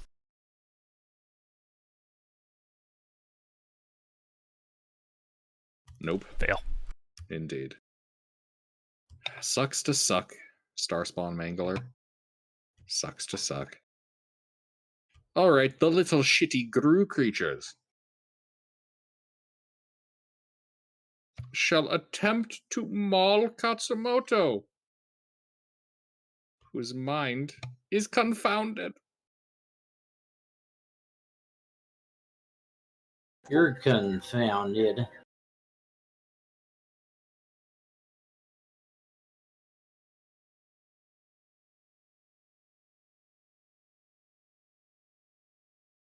One hit. I'm pretty sure out of 21. Yeah. And this time, Mr. Katsumoto, I remember to roll damage. You take 7 piercing. And I make a wisdom saving throw disadvantage. Oh, that's only 4. I need a what? I need you to give me a wisdom saving throw at disadvantage.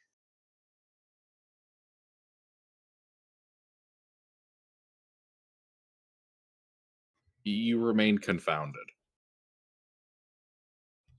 by the weird psychic nature of them biting into your flesh. Intervene.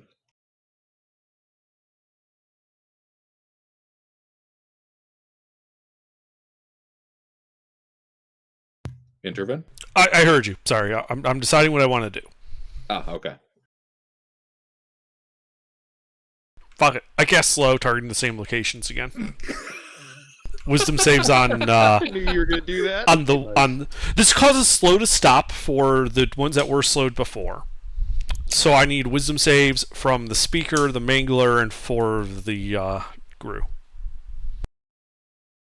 Assuming there's at least 4 Gru alive. Here's the speaker. Pass. Fuck. The mangler. Fail. Grus.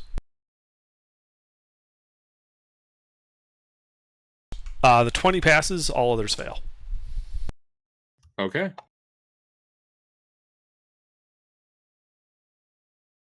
Anything else? Is there anything else I can do? I think so. Hang on. I need to check this as a bonus action.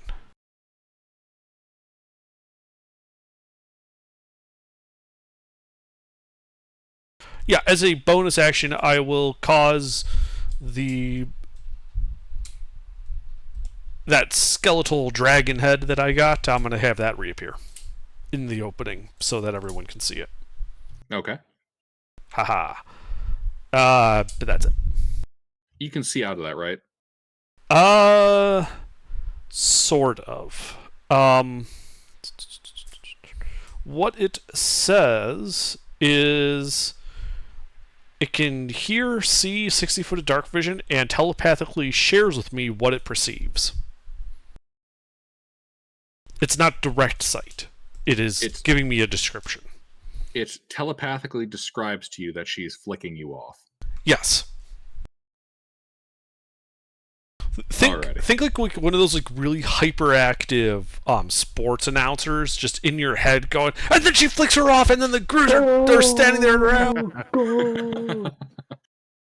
Three coked up sports commentators. Yeah, but it's just constant, like a constant just prose of just what's going on in front of it. Needs to be more British. Alrighty.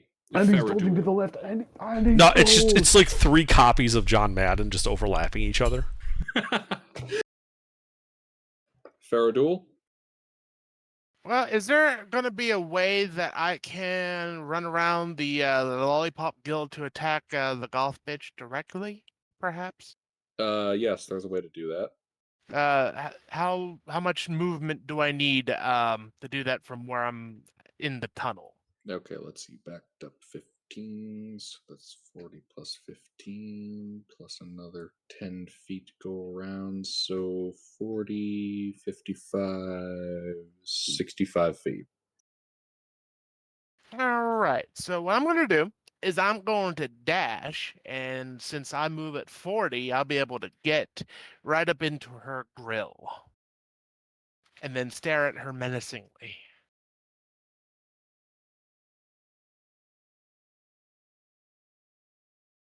Okay. You indeed are running up into her grill. Yep, What's your movement speed at base? 40.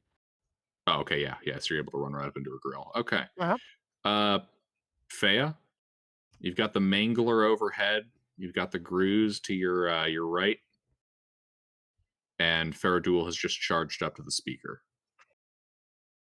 Well, I'm gonna become large and then stab at people, starting with the speaker.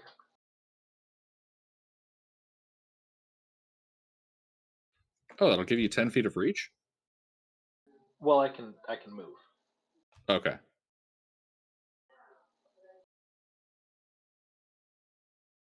Make thine rolls.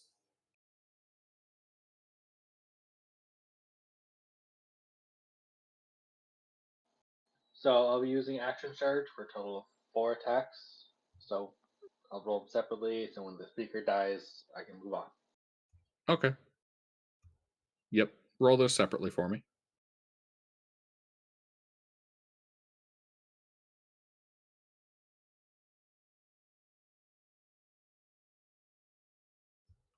Two hits. So just the 26 and 22. Yep. Roll separately. I'll activate the fire rune on the 26. Alrighty. Oh, is your weapon magic?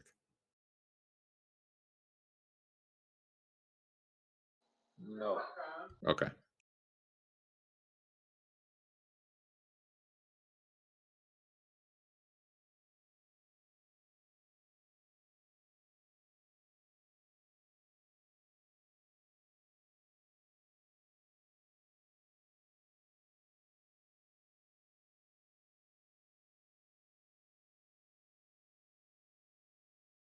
I rerolled a 1. Okay.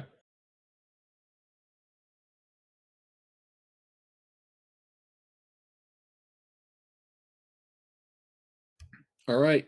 Yeah, you lunge forth with that blade and run her through. Burning sword sticking out the other end. She dies. Yay.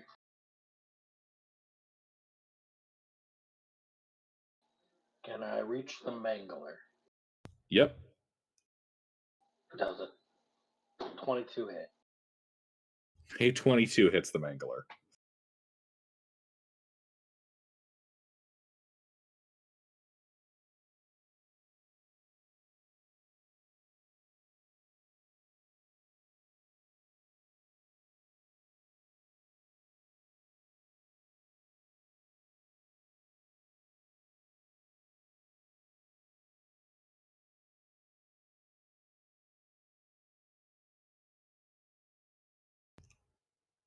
All right. It's close to death.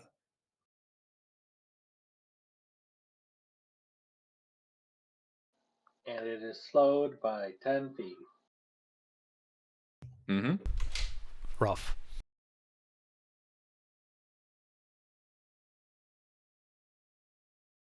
You do anything else? No, that's it.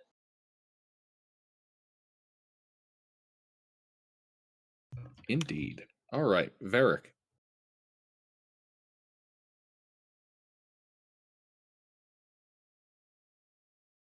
Varric. Well, so one of them is dead. I got a question. Those things that are attacking with advantage, they're using sound, right? Like some kind of screech to give them advantage, right? Yeah. Yeah. Okay. They're making an aura of shriek, Okay. and it doesn't give them advantage. Okay. So It causes disadvantage among other people who are in there. okay, so in a 20-foot radius, how many of them is that? I mean, I don't care. I want to skip Introven because he's a caster, but the rest of them are fighters. I don't really care. They don't speak much anyway. How many of them, the little screechy things, can I get in a 20-foot All radius? of them.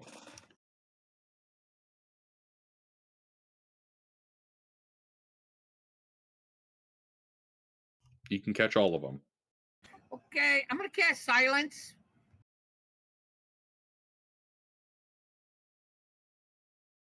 I want to skip out our caster, which is Introven. He's our caster. I'm not even in that room. Okay, good. Then everything else, silent. Indeed. The cave goes Yelling dead quiet. barbarian, the fighters, they're all quiet as a mouse. There's nothing coming out of that room. Mm-hmm.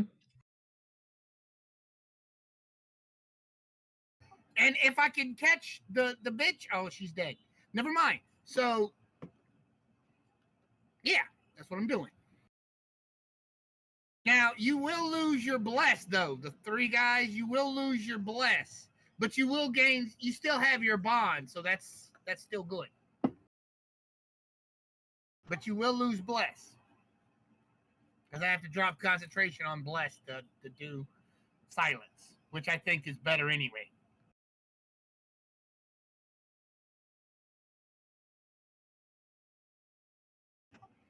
Cool? Sure. Mm-hmm. There you go. I'm done.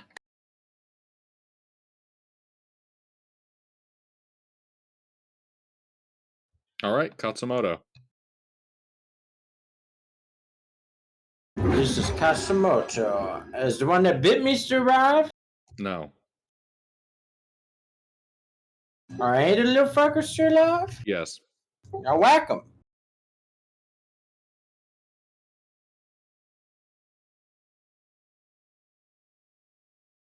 And you do not have disadvantage now, though.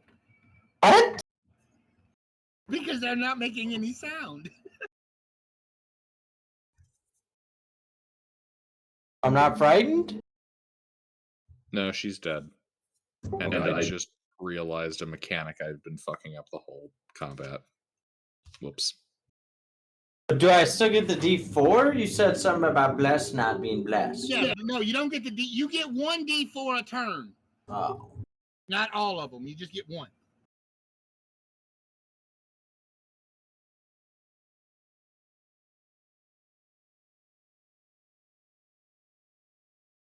It's dead?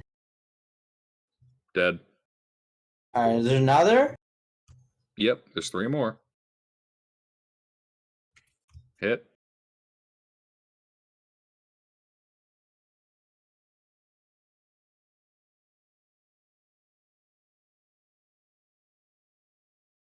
Dead. Okay, that's it. I believe losing disadvantage would have been better than using an extra D4.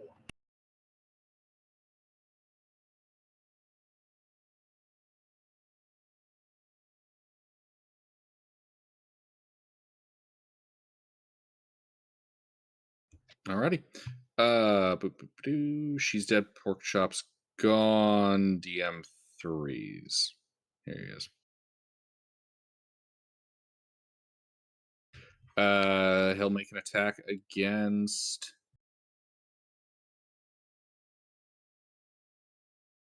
Actually.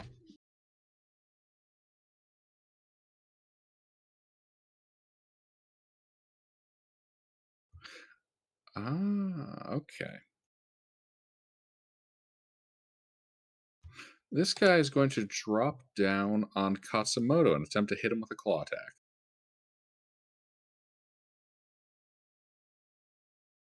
And he would have advantage. Under. Slow's not producing any form of disadvantage, is it? Correct. It only reduces him to have one attack.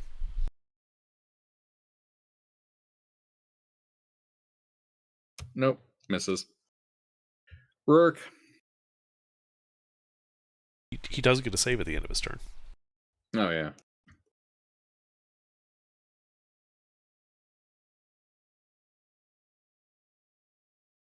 He's back to full speed. Mm-hmm. All right, Rourke. Like, put an arrow between his eyes.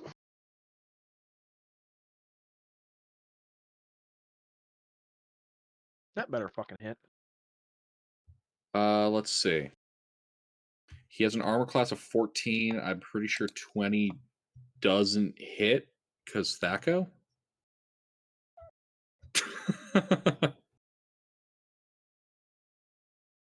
All right. That 4 at the end's fire. He's dead. Good thing he passed his save. All right, that's it.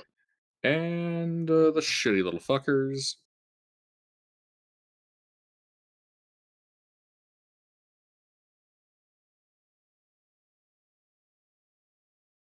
(1916) don't hit Katsumoto. Intervene. Well, I'll just walk forward. There's 2 of the little munchkins left, right? Mm-hmm. I'm gonna. Any of them hurt? No. Any of them slowed? Yes. Both? Okay. I'll just super soaker one of them then.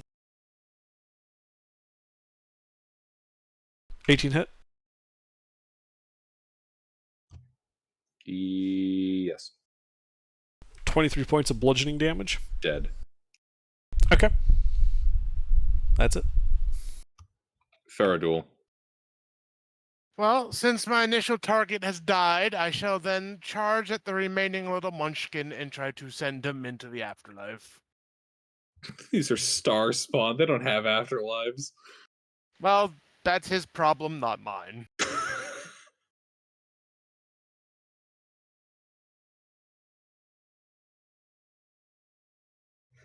Yeah, the Oh. nat 20 hits. Yeah. Want to roll damage?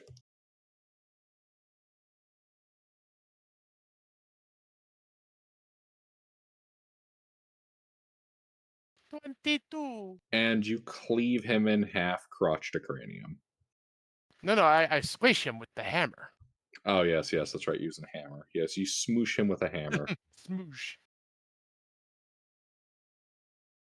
Most of it's just the sound of smashing the water. Gouts of blood. Radovanesh. Great. Well, that was good fun. Yeah. Indeed. I'd like to It walk went- over to the dead body of the caster. I'd like to see what she's got on her. She has cultist robes and a dagger. Is the dagger magical? Nope. Meh. I'll add it to my collection. Yep. It's not even ceremonial. I was gonna say any significant markings or just a very generic dagger. There's a little script written on it. Made in Ursargosh. Oh, I thought it was going to be like near Well- the tip and it says this end towards enemy. No, the handle's labeled hold here.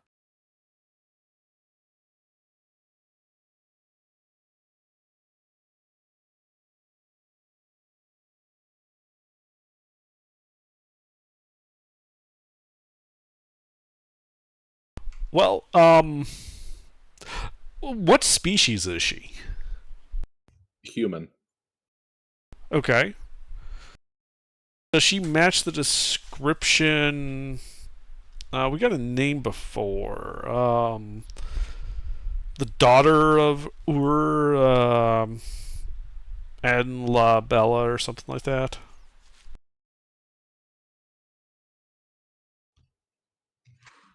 Aramina? Are you talking about Akhed Ur's daughter? Yes. Yeah, that's Aramina of Lashala. Oh, okay. Urlashala, that's what it is. Aramina of Urlashala. Got it, okay. Does she match the description of that woman? No. Alright. We should probably take the body as would proof have been hilarious. You kill the ruler of Lashala just in a seaside cave related to some cult shit. I mean, if she showed up to deal with this type of thing, like, we have to remove you from play, attacks, dies. Like, well, who saw that one coming? Yeah, if she thought we were the cultists. In these cultists' defense, I did fuck up their mechanics, and you guys really screwed up the battle plan early on. How's that? So the features between all three creatures, they effectively were going to be able to slap disadvantage on almost anything the party could do, advantage on almost everything they could do. She'd be able to sit back, and the Mangler has a feature where if it has a source of advantage, it deals extra psychic damage on the attacks. So it could have started mulching through your barbarians. Well- Effectively, their strategy would have allowed them to lock you all down in place, give you disadvantage on the abilities to attack or get out of being locked down in place, and then pick you off that way. That sounds like a you problem. Indeed. Like I said, things went very well for you guys. Or You at least fucked for up their Hayes. plan early on.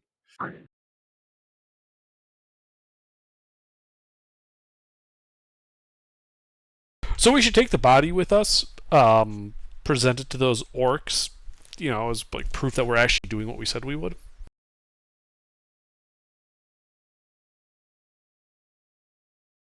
Like, we might as well try to get paid by them. Yeah. Since she didn't have any good loot on her, and since infiltrating the cult kind of failed. Yeah, the little frogman or the centipede dude have anything interesting on them? Well, the centipede dude has nothing interesting on him. The shitty little creatures, they have little cult robes. What about viscera from the centipede dude? What about the Claws viscera? and teeth. Collector items, claws and teeth. I mean, do you want to collect them? Seems like a unique enough creature that, hand in a jar and teeth on a necklace kind of thing.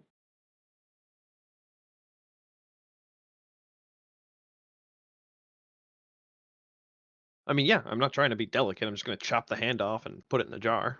Alrighty. And then pull out teeth. That's it. Alright.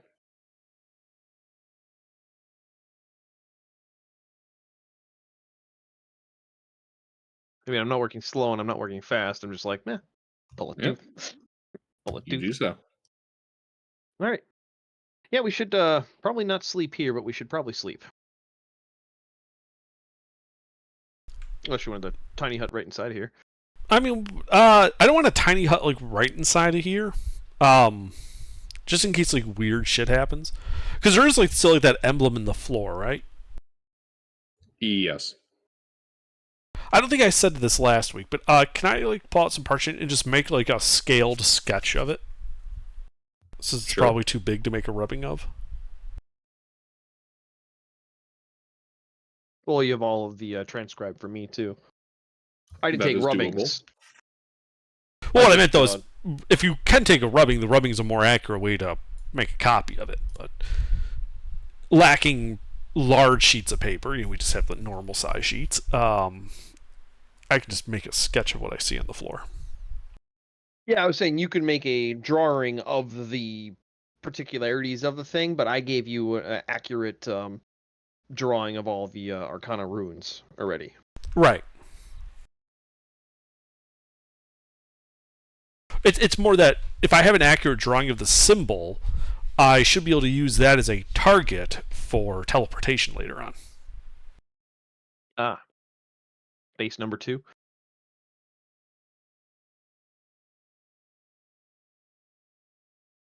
Well, it probably means I'd be able to, count this as like very familiar, if not an associated object. Very familiar. Right, because it's a place I have carefully studied by making this detailed, scaled sketch.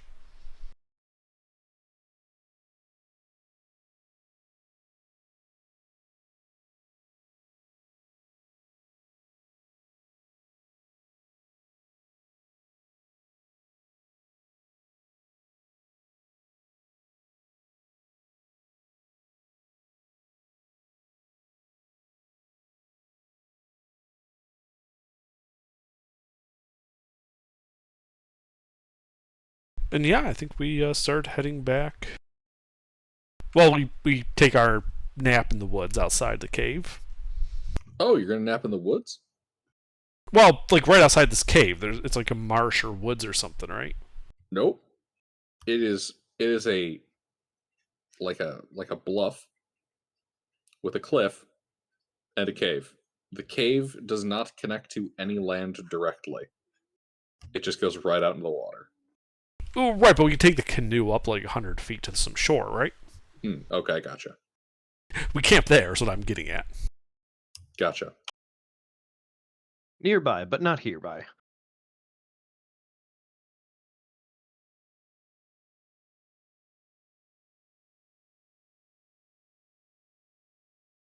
Right, and then in the morning we can head back to Shergoth.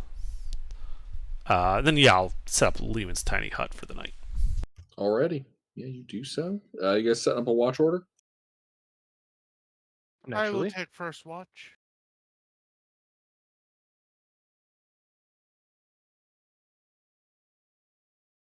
The priest will be on a watch. Okay.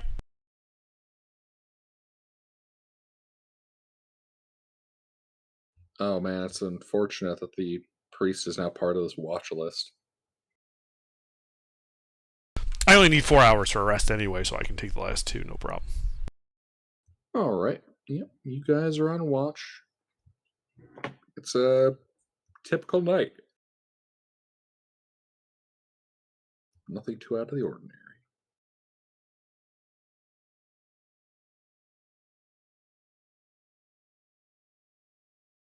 So, the dawn breaks over the eastern horizon. And you guys, I assume you're canoeing back to Ursargosh? Oh, we need to canoe back to our wagon first. Oh, your wagon?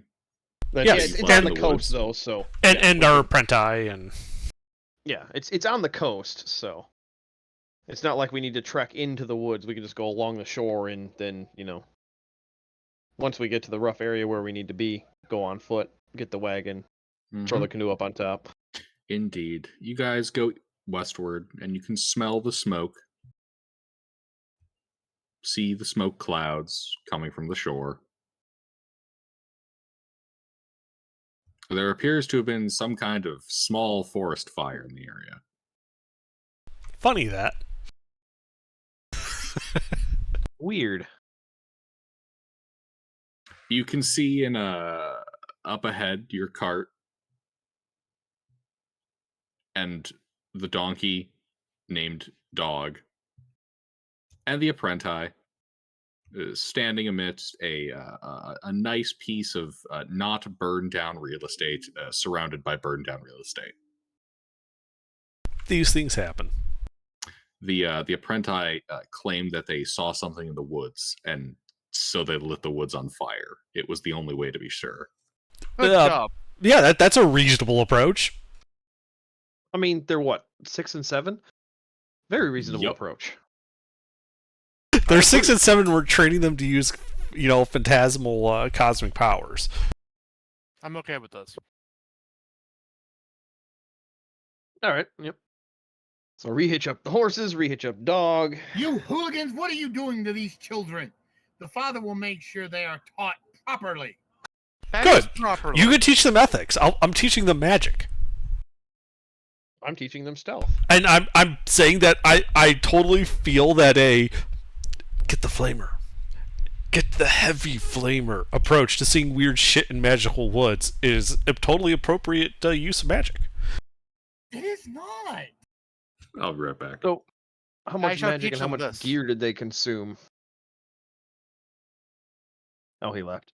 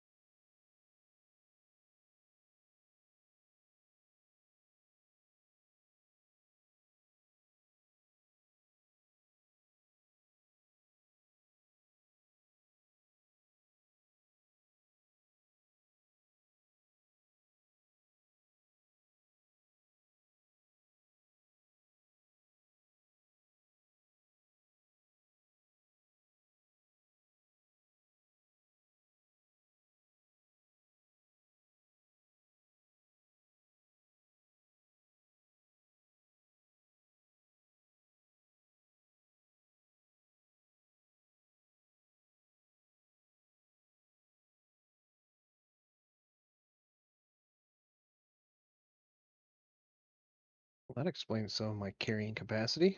I was carrying around 4 bags of ball bearings. Fucking 6 pounds I didn't need. Are you gonna make some claymores? No. Gilbert said I can't. No. I tried. Killjoy. Fair logic. Bronze Age. I mean, what? Was there still gunpowder in the Bronze Age? Nope. No, not really. There wasn't really anything that had any sort of compression style explosive for a couple of centuries. Greek fire would be the nearest, and that wasn't really a explosive. It was more of a napalm. Yeah, it's an incendiary. Yeah. Oh yeah.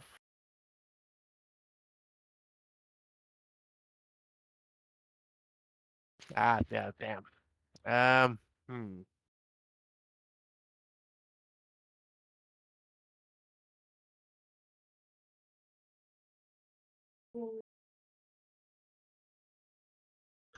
Alrighty, I'm back. Sorry about that. All good.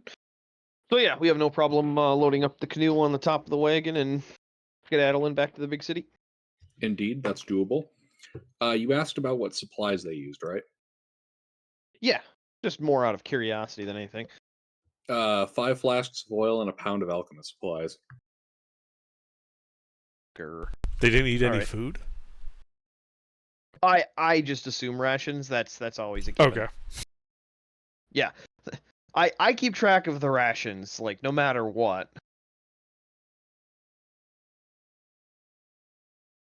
I mean, that's not that much. I'll survive with that. And obviously a decent amount of water I'm gathering. Considering the What? unburnt area. Well, they keep the fire at bay somehow, right? Yeah, they did it with magic. Oh, good for them. Oh, right. What viscera did I get from the centipede creature? Just one hand and how many teeth? Hey, David. Eight teeth. All right. All right. I have to step away once more. Apparently, we're having to shuffle around the cars. Ah, yes, car Tetris. One moment. Interview, what's that thing called? Do you know off the top of your head? What thing? The centipede spider arm thing. The Mangler? Mangler, yeah. Thank you. Mm-hmm.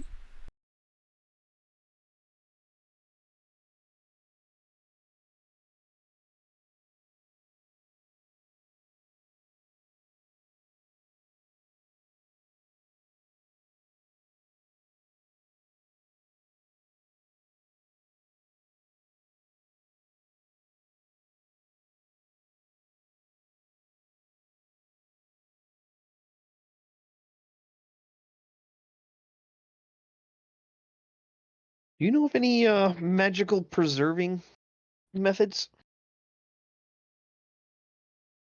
Like in just like canon D&D, is there any way to magically preserve a hand in a jar?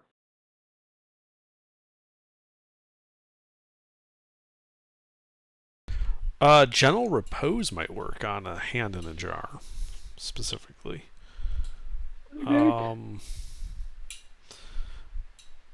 Other than that, the imprisonment spell. Technically, that preserves the item in stasis. What level was that? 8th, I think.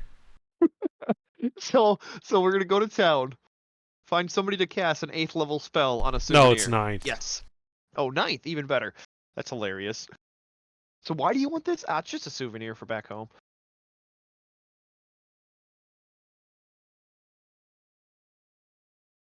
Mister, you here? Varric? Yeah, I'm here. What's up? Do you have gentle repose yet or no? I do not think I have that spell. Not yet, anyway. I'm only a 5th level cleric. Yeah, I know you're stepped into something else, but I have one, I have 1st level monk just so I don't have to wear armor. I don't think I have that spell, but I can look. All right. I'm back once more. I should hopefully not be interrupted. Gentle. No, I do not have that spell yet. Yeah, that's fine. Yeah, we'll just put it in oil for now. It's a next level spell. I mean, if you're just looking to preserve it, put it in alcohol, not oil. Oh, right, the whiskey. Yeah. Don't we waste get good our whiskey. Did we get our rest? Yes, yes. We've probably had several at this point.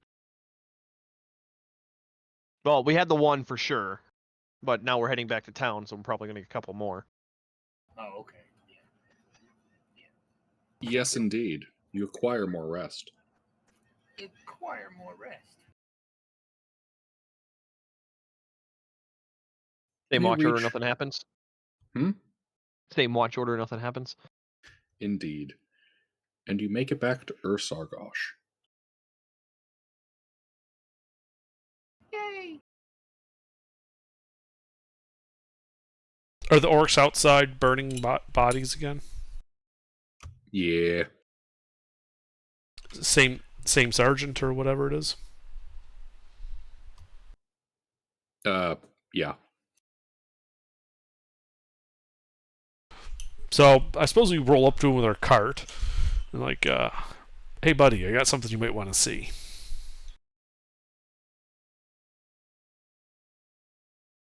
All right. What do you show him?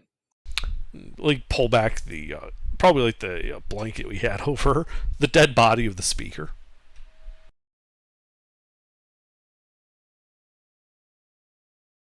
This is called herself the Speaker, supposedly one of the cult leaders that was in this town. we arranged for a meeting out in the woods. It did not end well for her. I can see that. Here's your reward. Thank you. Do you just want me to chuck the body on that pyre there? Yeah. All right, yeah. I just floated on over with Tensor's disc and an unseen servant. And it starts burning. Uh-huh. And he hands over the reward. Believe was like 500 gold. Yep, 500 gold. All right. I was going to say, oh yeah, 5,000 gold, perfect. See, I know that's not the correct number. Do you know why, Ruffles? Because I said it. Underdark hands out like adventuring levels of money. I hand out a paycheck.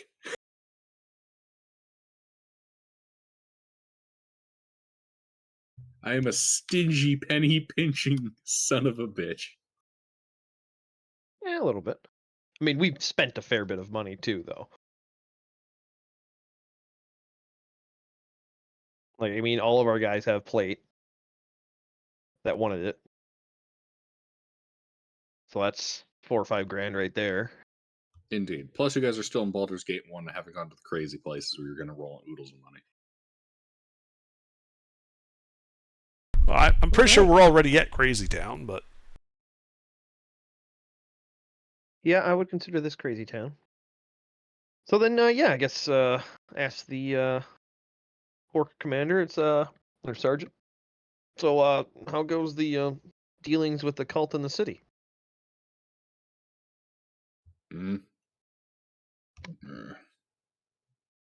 Occasional door to door. Hack them up, burn the bodies.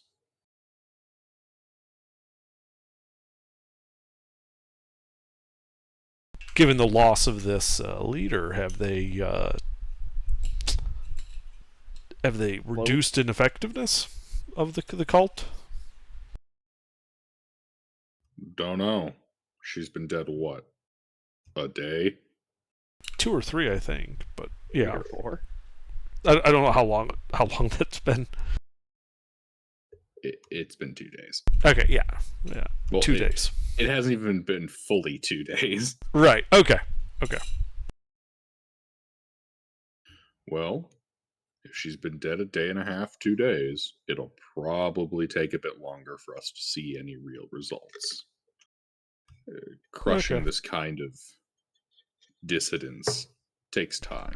I thought it was like closer to 5 days. That's why I asked. I was thinking 3, because a day from the cave to the wagon.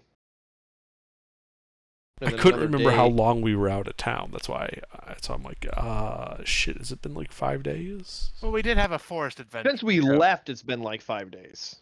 Yeah, But since it's we've killed her, it's it's been only a been 4 like a or 2. 5-day round trip. Yeah, remember we fast traveled and got the canoe? Mm-hmm. What do you mean fast traveled? Hey, there was the proselytizer in the street who set up this whole meeting, right? He basically set us up to get killed by this bitch. We should probably find him and like get information out of him. The Furbolg? Yeah. All right. Well, I will put my ear to the ground at the docks. Yeah. Well, at that point, I think we're gonna enter the city, unless the orcs are gonna stop us.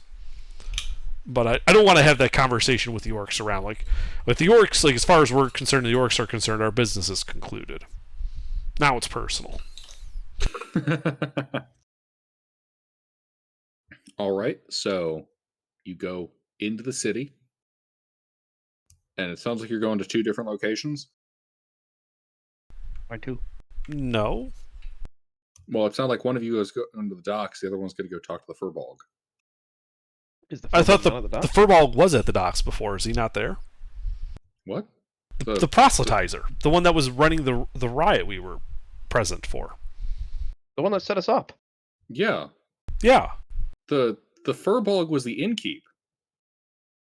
What was the rioter then? I thought that was another Furbolg. Yeah, I'm talking about the rioter, the cult member that we made contact with after he riled up the preacher that riled up the crowd for that riot that set up this meeting. Oh shit! Yeah. He is also a furball. Yeah, apparently. Okay. Yeah, I want to go find him. Yeah, no, I'm looking through my notes. I'm thinking the only furball I remember is the innkeep. Oh yeah, the cult guy was also a furball, I guess. Yeah. Yeah, no. The innkeep did exactly what I wanted. I don't have a problem with the innkeep. Yeah, that's why I was so confused. I'm like, wait, why are they trying to kill the innkeep? Yeah, like it's not his fault that the culty that I asked them to get us into contact with tried to kill us. I mean that was the innkeep would just be like, yeah, that was like a foregone conclusion. What did you expect to happen? But no, I want to talk about the other guy from the cult. Ah, yes. Yeah. He's the one who pissed me off, and has decided to sign his own death warrant. Interesting. Okay. So I want to go find him. Find him. Okay. Yep. And Gilbert, the armor has 4 charges and it's 1d4 per day. With it being 2 days and I only used 2 charges, do you want me to roll? Has it been dawn yet? It literally can't not be at a full charge. That's why I was asking, like, just to verify that I have 4 charges. Yeah. Has it been dawn? Nope. We still haven't long rested. Yeah. We're back in the big city, 2 days away. We haven't long rested. Yeah. The sun has risen and set twice, but dawn has not come. What? All right. Dawn has some damn stamina. Where is she? I want to meet her. So yeah, it's been dawn. Fuck you. Welcome to certain latitudes where the sun rises and kind of hangs out in the sky but never sets. Yes, Hayes, we've Monty had Python 2 successful seasons. long rests since the fight. Alrighty. Dicking around aside. All right. So what are you guys doing exactly? Well, once we get to the docks, I'm going to cloak up, find a little alley, duck inside, turn invisible. Okay. And start moving at a pace from Intraven through the crowd, paying attention. Yeah, I'm just walking very obviously out in the open, attracting all the attention, looking to see if that proselytizer's back where he was before. He is not. You can plainly see that. Indeed.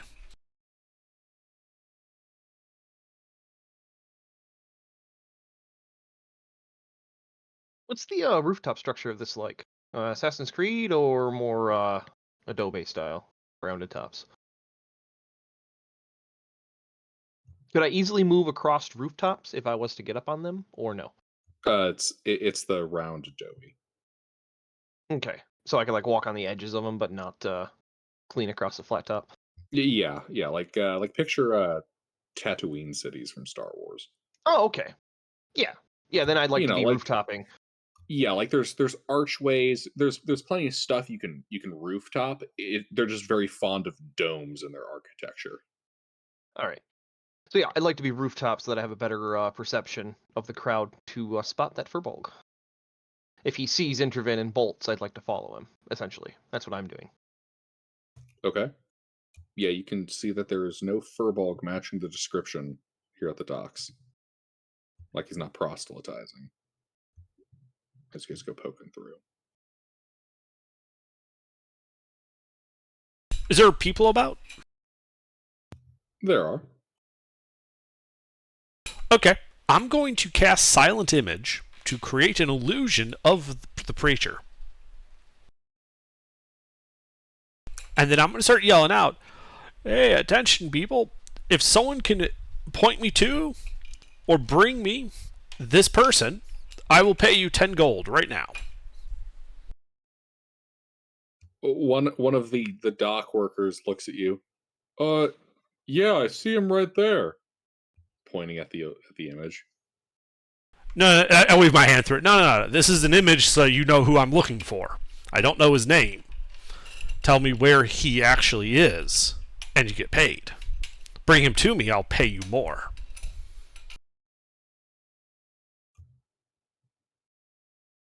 Are you going for like a work the crowd, or are you just like requesting? I'm going for a.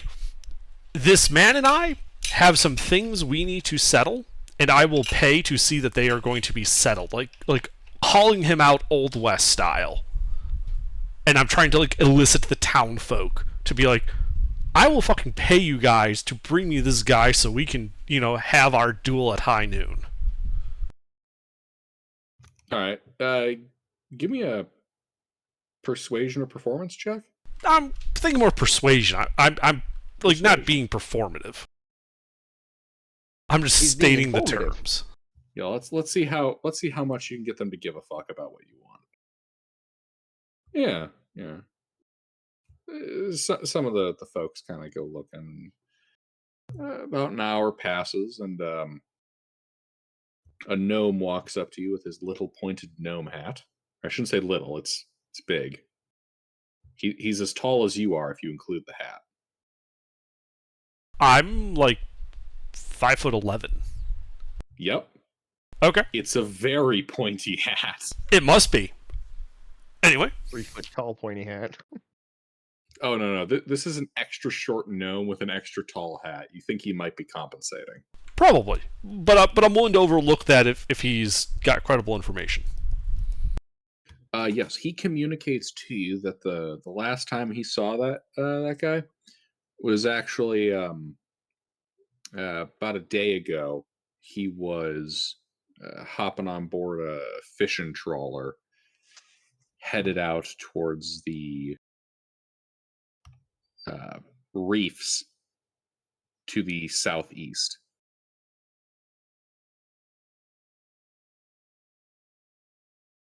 Insight check. Is he lying? Underdark. I figured what you meant by insight check. I'm an expert in that. I'm simply being clear. I know. All good. Let's see. Yes, he is being honest. And well, thank you very much. What is your name, good sir? Furbalurth. Well, Mr. Furbalurth, I hand him like 10 gold pieces. Thank you very much. You have been most helpful. And he wishes you a good day. Yeah, and so I cut off the image, and we have a approximate location of where this guy is going. The reefs to the southeast. Mm-hmm. I took it from party funds. Keep your money. Okay. Just so you know. Keep your secrets. Like, there are easier ways. Not everything has to be a fight. You can, just pay people and they will do stuff for you. Uh-huh. Especially, such mercenary inclined as people as adventurers. This cult is about to get a lesson in why you pay the adventurers off instead of trying to murder them. I remember a government agent that ran into the same problem. Indeed. Of course, he was trying to arrest you, not murder you. What's the difference to an adventurer? Well, the arresting usually leads to other opportunities. Bullshit. Yeah, that was. All right. If I hadn't gone down in the first round of that combat, it would have been totally different. Let's focus. Anyway, yeah. So, all right, we start. I think unless people have got a reason to disagree, we're gonna start looking for a ship to get us out to the southeast reefs. Passage out there. Let me go looking for a ship. Let's Or wait. Is that reachable by canoe? That seems a bit far across open water to do with a canoe. Huh? We can buy an outlet. How big are those hexes? 6 miles. 6 miles. So you can go about 4 hexes a day. Additionally, just kind of with the way I run things, if you're taking something like a canoe, like absolutely out into the darker blue stuff, that is a much riskier endeavor. Right, that's what I was getting at, is we actually need, like, like an actual like ship. Vessel. Yeah. Yeah. All right. Not just a so canoe or a rowboat. Yeah, so some perusing maybe, and then also information gathering on what exactly is that reef. If there's any significant structures out there, if it's just a common fishing spot, if there's anything beyond it in the same direction that somebody would, ride a vessel to get to another city over there.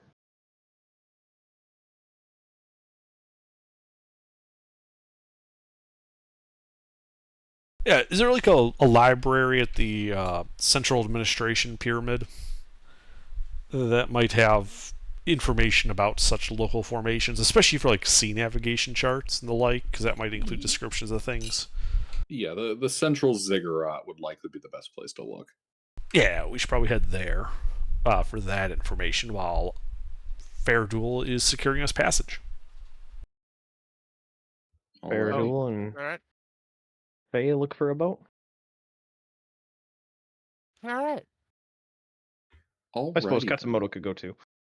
So, We split the those of party, you who are at the ziggurat, which I think is just me and Rurik, maybe Father Varric.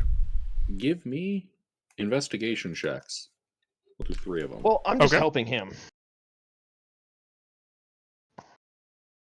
Okay, 24, 28, and 28. Yes, you learn much about the reefs. Much lore is exposited. So, that section of reefs, in general, once you kind of get past the coastal region of Sargosh and the area around Hun, you start getting into the frontier for this region. Those reefs in particular have long been associated with misadventure, monsters, sirens, fucking Charybdis, fishmen that you gotta like sacrifice to if you want a good haul and you're going in that area and you don't want to end up at the bottom of the sea. Like that whole region, kind of to the southeast and east, is generally viewed very superstitiously. Uh-huh.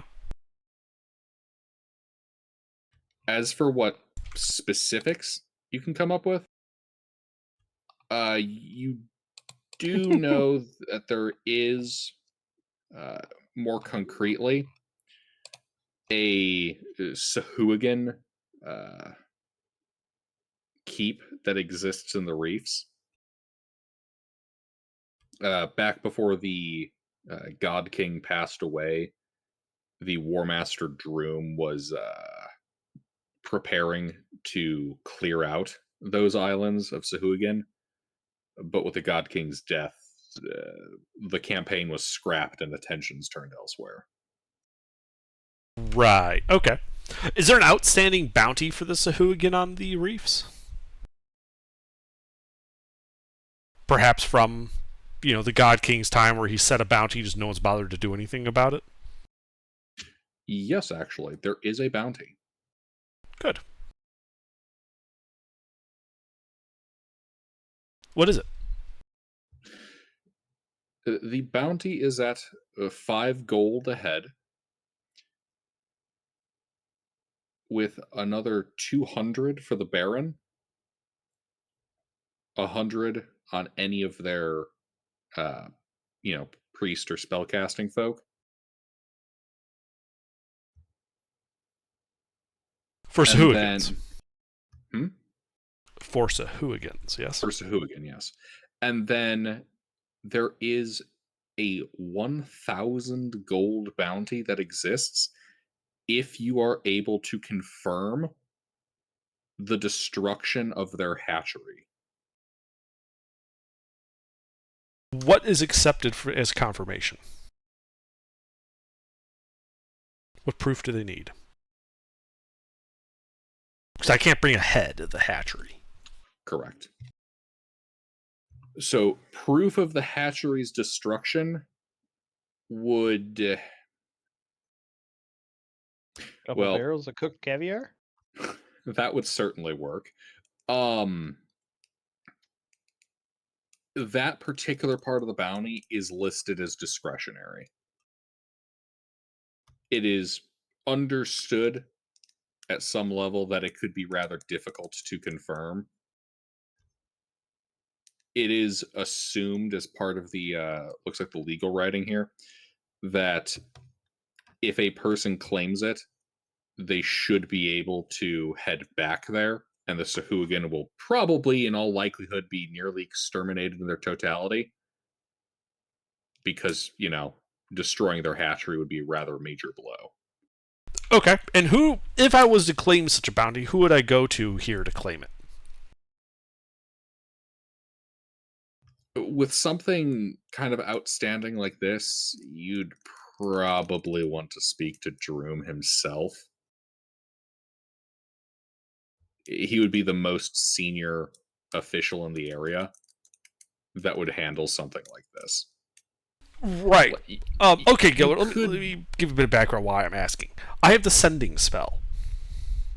So, if we confirm destruction of the hatchery, I can sending somebody to come and look at it as proof immediately. Gotcha. So, I don't think Droom would look kindly upon me, a random person, using sending on him.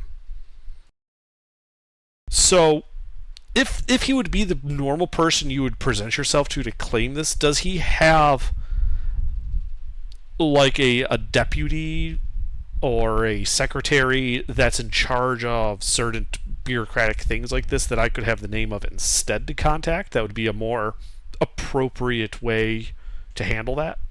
Ah, I gotcha. Okay. Yes. There are a couple of better known agents of Droom's court that you could contact with that kind of thing. Yeah, I would just have yeah. one of their names as the target for sending. Okay. Yeah. These are the kind of people that like you'd send as an envoy in your place if you weren't able to make it to somewhere, that kind of stuff. Yeah, exactly. That's the type of person I want to contact. I don't want to contact Droom directly. I want to contact like his second or third in command and have them bring him the news. Gotcha. All right.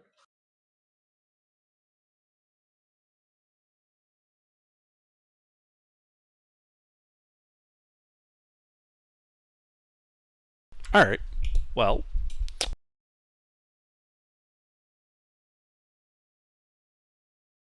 I guess we go back and see how the rest of the party was managing for transportation. Oh, while we were in there, did we come across any volumes of that poetic epic? Oh, an extra quest? Yeah. Well, once Intervin and I found all the books while he was reading through them all, I would have wandered off to the poem section by myself and seen if there was any that he might be able to copy. Let's see. There is a copy of Extra Quest Volume. Where the fuck did I put the list? 12478. I have 12478. Ah, thank you. Yes. Okay. In that case, ones here that aren't already on your list. You find 3 and 9. Ooh. How long does it take you to copy a book, Gilbert, or Under? Let me double check. I can scribe about 2 minutes a page. All right. So if we were to copy 3 and 9, how long would that take us, Gilbert? At 2 minutes a page.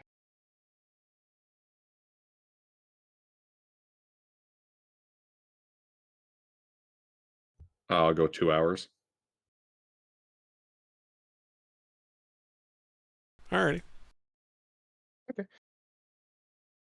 Give the boat boys some time.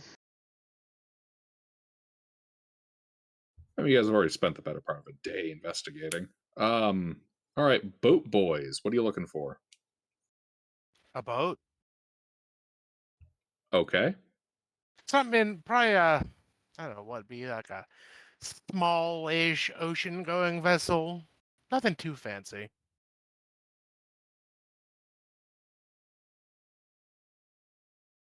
So what, like a fishing trawler? Uh, a trade vessel? Probably more like a fishing trawler or maybe a schooner. Alrighty.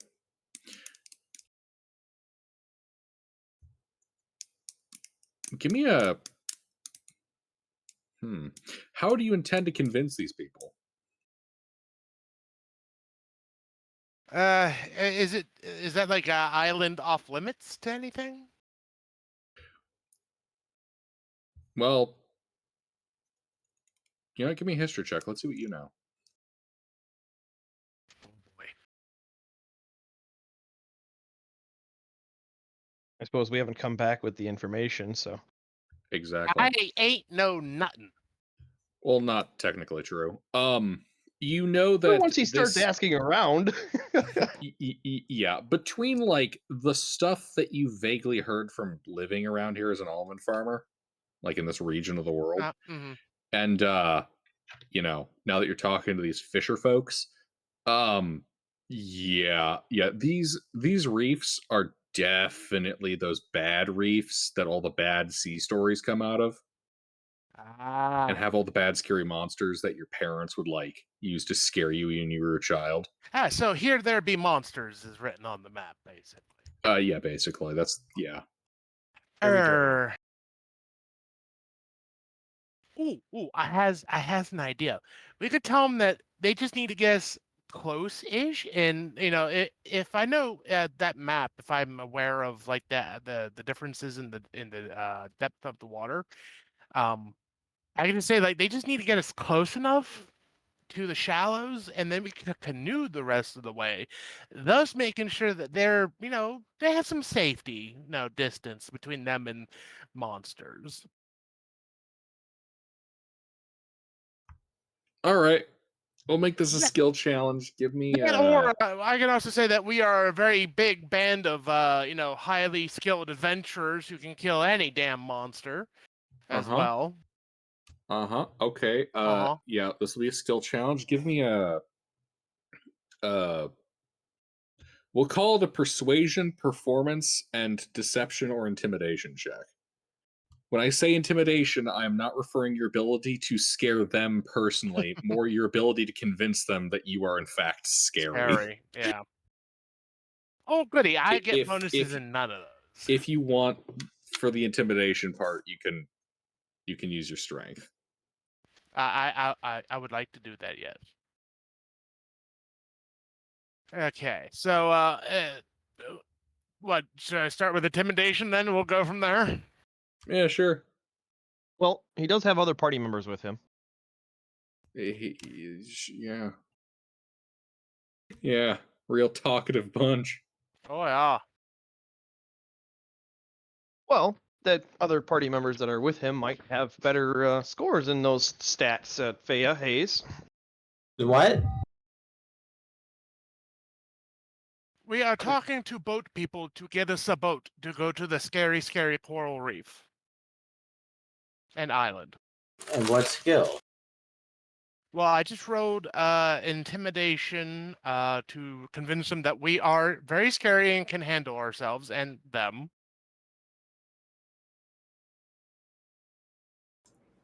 Okay. And then there was like 3 others. Hey, Thomas, you here?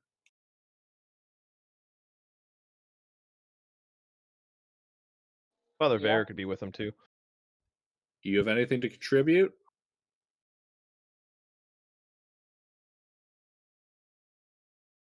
Father Varick is probably at the local chapel. Well, I don't have very many skills. I got athletics with stealth. I'm proficient in intimidation. Well, I already rolled the intimidation, so what else you got? Survival, perception. Okay. Gilbert, what was the other roles? Persuasion, performance, and intimidation. All right. Okay, so let's go with this.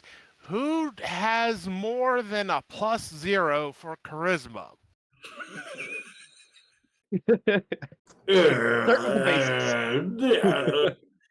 Right, Sophia. They dumpstatted. Okay, well here goes some rolls for performance and persuasion then. I could prove my might and so on. I have already covered that one. Hold on. Just roll it again at advantage. I'll just roll it They again. can help you. Max out the intimidation. The rest of the social skills, not so much. They are convinced that y'all could kill Subsuigan. They're not convinced on anything else. Okay, good. We're just going to ignore that one. Okay, yep. Yeah, so they think you're pretty scary. This will be the we'll go for performance. All right. You managed to fisherman's tail your abilities as well. Cool. So we're gonna fake it till we make it. And the clincher. Hey.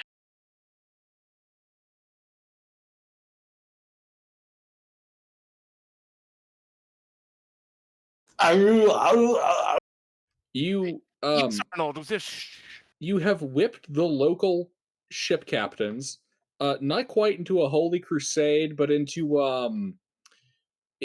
kind of a white whale type mood. okay, good. Because I don't need them all. I just need one. Indeed. In general, though, they're fairly hyped for this particular idea. Excellent. I You know, like. they definitely would be willing to accept pay to get you guys to such a noble goal as killing these dirty, awful, cannibalistic fishermen eating shark people.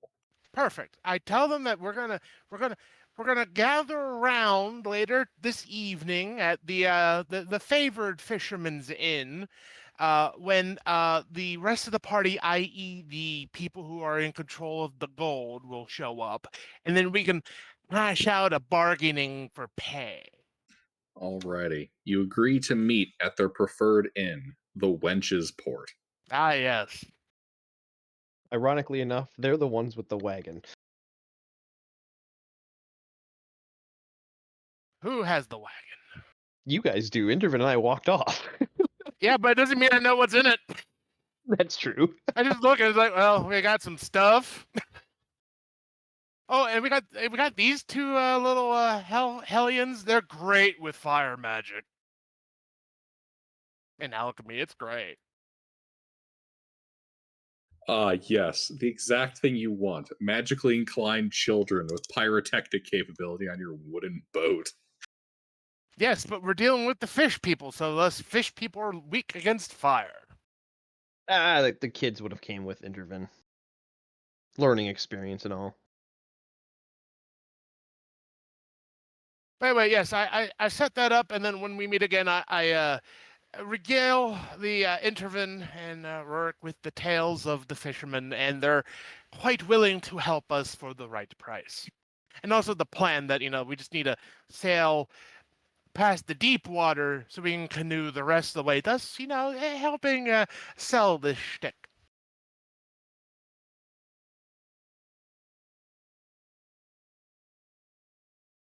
And then we're going to meet at the Wench's Port to buy a boat. Well, rent a boat.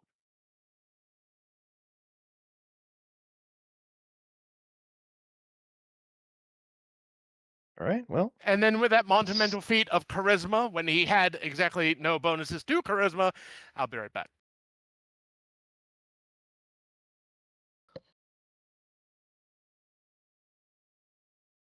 All right, Gilbert. So it's coming into evening. Not quite, Indeed. not quite dusk, but closing. Yep. All right. Yep. Just a quick grocery run, and then we'll head over to the place. Wenchesport? Yeah, Wenchesport. Mm-hmm. Do you need anything, Intervin? Spell scroll stuff and spell components, anything now? I haven't used any. All right. By the way, I'm pretty sure with the description of the kids, this is exactly how they're thinking these kids are acting. An actor.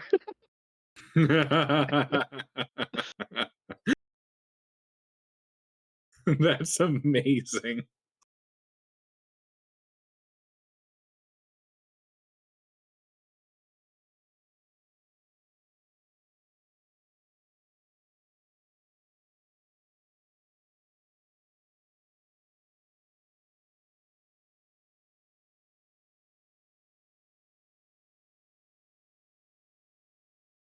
Anyway, yeah, so we go to the inn.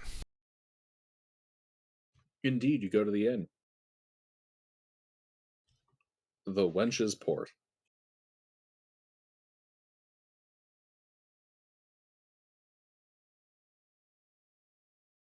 There are many ship captains there, many sailor types, many wenches.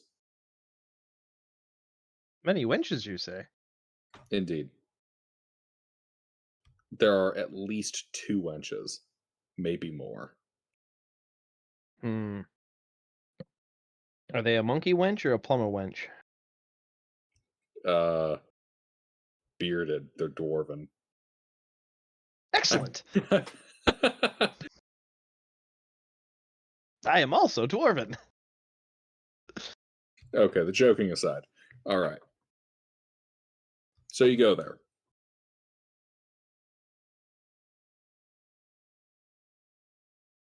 Yep. What are you offering as pay? Well, how many captains did he excite? Like, how many of these guys are like, hell yeah, let's do this? As we're starting to carouse and socialize and drink.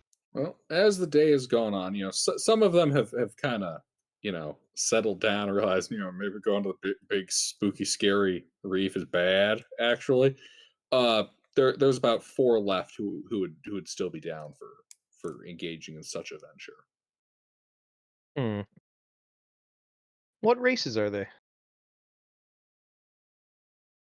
There's a gnome, 2 humans, and an orc. The almond farmer has returned. I'm back. There you go.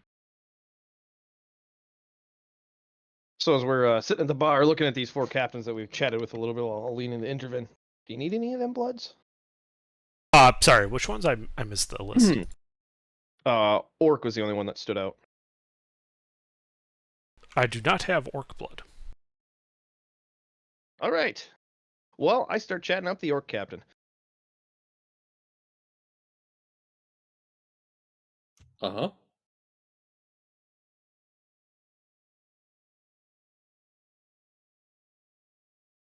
Discussing the plan of how to get out there and waiting he- for Intervin to come rope in. Yeah, he'd be looking to charge you guys 300 gold to do this.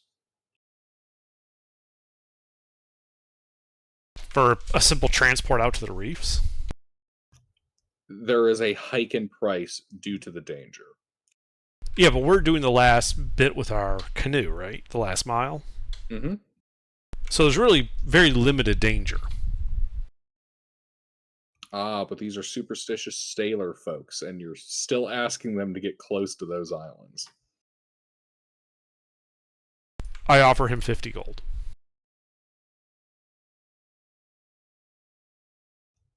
He rejects it as too low. Well, 300 is way too high. Sounds like you should haggle. I was.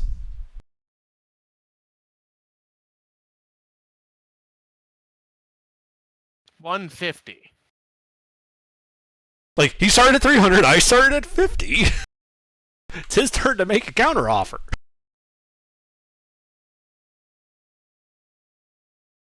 True, but he didn't take your 50 as a serious counter offer. Well, Rurik and Intervin together, it wouldn't have been like they were joking about it. Like it would have been a very serious. Oh, that's worth 50, nothing more. Like it And he would have been. and he would have flat out rejected it because it's not a serious offer to these sailor types.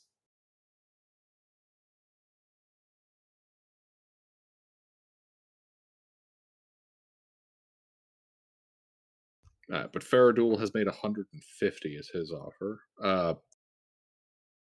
Give me like a persuasion check, guys. Yeah, want me to do Oh it? boy. Yeah. Yes. I have help, right? I don't have anything to actually aid that yet. I don't have the levels in. Okay.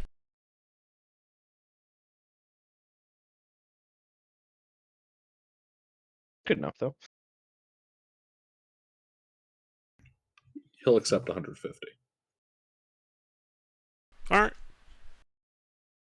It beat the threshold I had set by enough.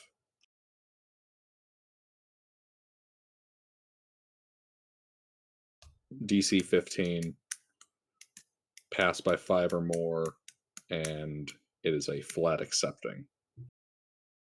Excellent. Excellent.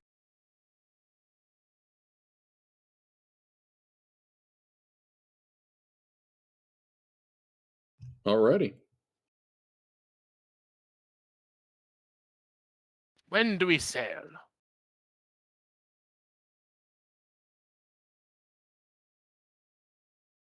Probably in the morning, but I mean, yeah, basically he's ready to set sail whenever you guys are. In the morning. I mean, it's going to be over a day travel, so leaving now might not be a horrible idea unless you guys have stuff you want to do in town. no, I've got all that done. Unless anybody Oh, else okay. has stuff they want to do in town. Anybody need any purchases, etc.? Let me know. We're leaving town otherwise.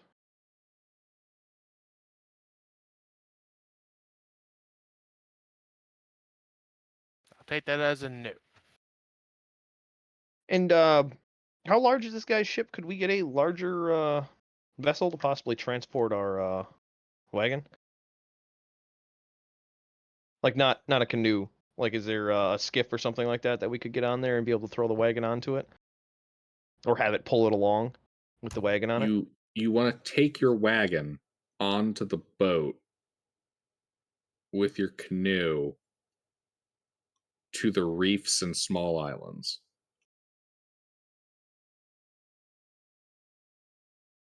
I mean, you say that like it's a no. I'm waiting for the question. I'm more confused as to why and what you're trying to do. He wants to bring the wagon along. Like, to how the island. big are these islands? Like, these are small islands. We're talking anywhere between a couple dozen to a couple 100 feet in size. Like, this isn't like one big island. This is a chain of like tiny little Gosh, so it wouldn't really make sense to bring the cart with us. Yeah, that's what I was a little baffled by. We're talking these shitty little like Caribbean or Pacific atolls. Right, which probably means we should leave the kids behind as well to guard the cart and deal with their stuff. Yeah, so let's get a room at the inn for them and then we'll set out. Yeah. Alright, let's go visit our furball buddy. And you guys come back and the kids have joined a cult. Great, they can be our way in. The cult Yeah, of again, the I'm not saying a fire downside spirit. here. They literally don't know what happened to that meeting in the cave except that someone died.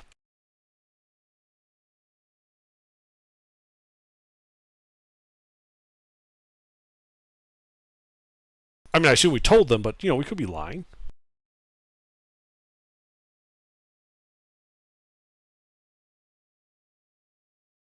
Alright, so what do we got for travel time with the ship to those islands? Like, how long will it take us to get there with the ship? So to get there with the ship you've rented would be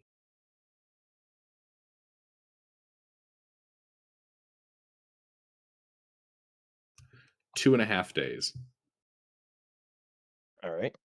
The captain is taking a more cautious route along the shallow area rather than cutting right across the deeper trench. Yeah, it makes Makes sense. All right. So what's a week in your world, Gilbert? 8 days or 10? 10 days. All right. It's a 10 day. Yeah. 10 days in a week, 4 weeks in a month, and then 10 months in a year. 12 10. I think I might have Yeah, I thought it was misspoke on that one. I thought it was like a 400-day calendar. Oh shit, yeah, it would be then, yeah. Right. I'm just going off of memory what you told me. Yeah, But anyway, I'm just trying to figure out how long we want to rent space for the kids with our for our new furball babysitter.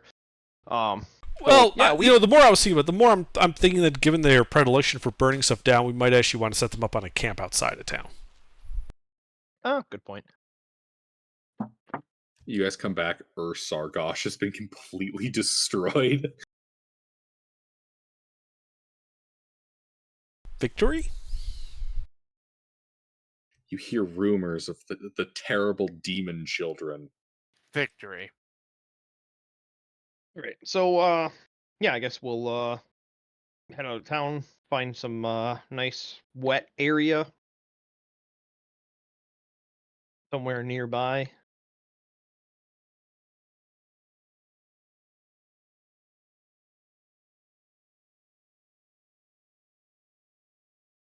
You guys gonna put them on the shoreline or farther in?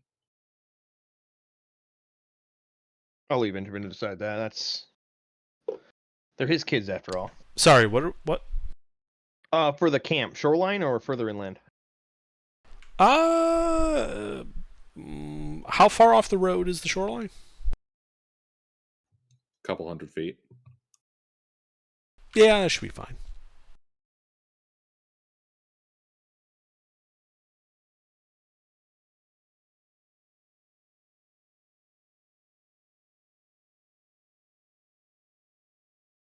All right.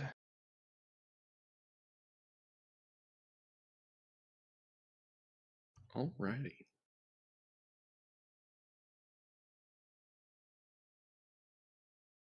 You guys get the apprentice set up at their little camp and head on your way.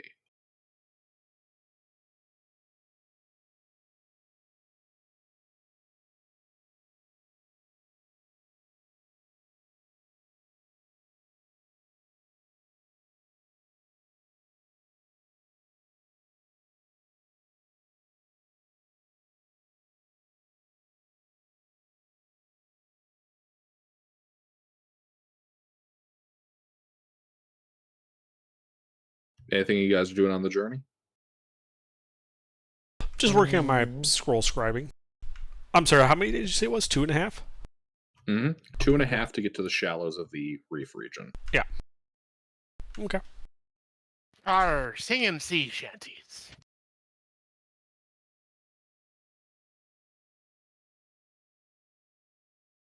What's the general insight of this particular orc crew? Give me an insight check. I was gonna say over the course of like a whole day, I'd be So they're a bit of a hard lot to read. They're mostly orc and half orcs.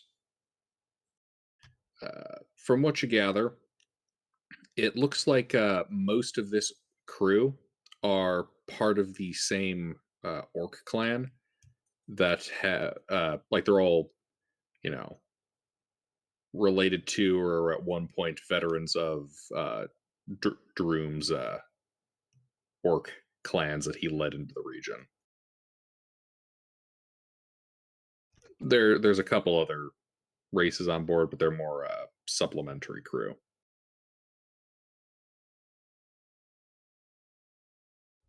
Temperament wise, stern, focused, all seem military. all right. Which one of them's the biggest drinker?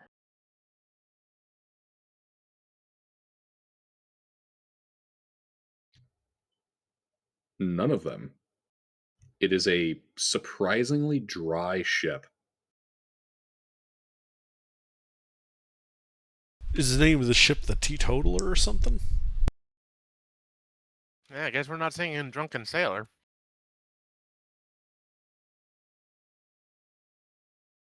Oh, I don't mean that they don't get drunk. I mean, like, by the standards of a sailing vessel, they're fairly dry. So they indulge, but they don't imbibe.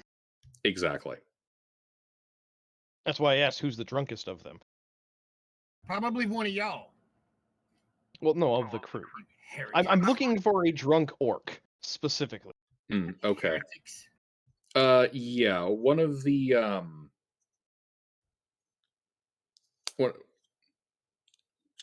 I just fucking broke my pencil. God damn it. Rip. Just fucking You can snapped have it on mine. accident. Ow. Okay, so yes, the heaviest drinking orc there is we'll go with half orc, cabin boy. Would that work, Intervin? Or does it need to be full orc? Wait, I thought you said there were no half races here. What? Is that a different thing? No, so there are the half breeds. I believe what you might be thinking of is there's none of the half planar stuff. Ah, okay. Like half elves and half orcs exist. I got you. Okay. No, probably not. I probably need a full. I should probably have a Yeah, full-blooded orc. That's what I'm looking for, is the blood for Intervin. Gilbert, to explain more of what I'm trying to get. I'm looking for a drunk orc that I could possibly leech some blood from when he's Yeah. not paying attention. Sure, you can find one. Yeah, get him good and drunk, and then just pull some blood. Yep.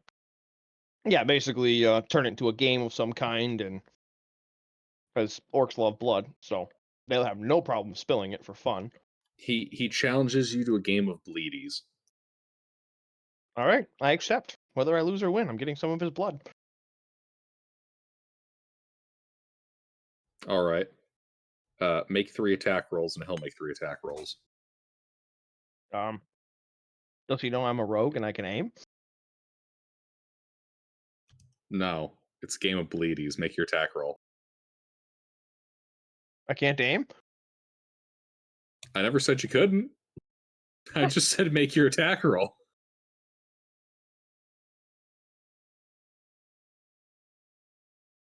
I think I hit him.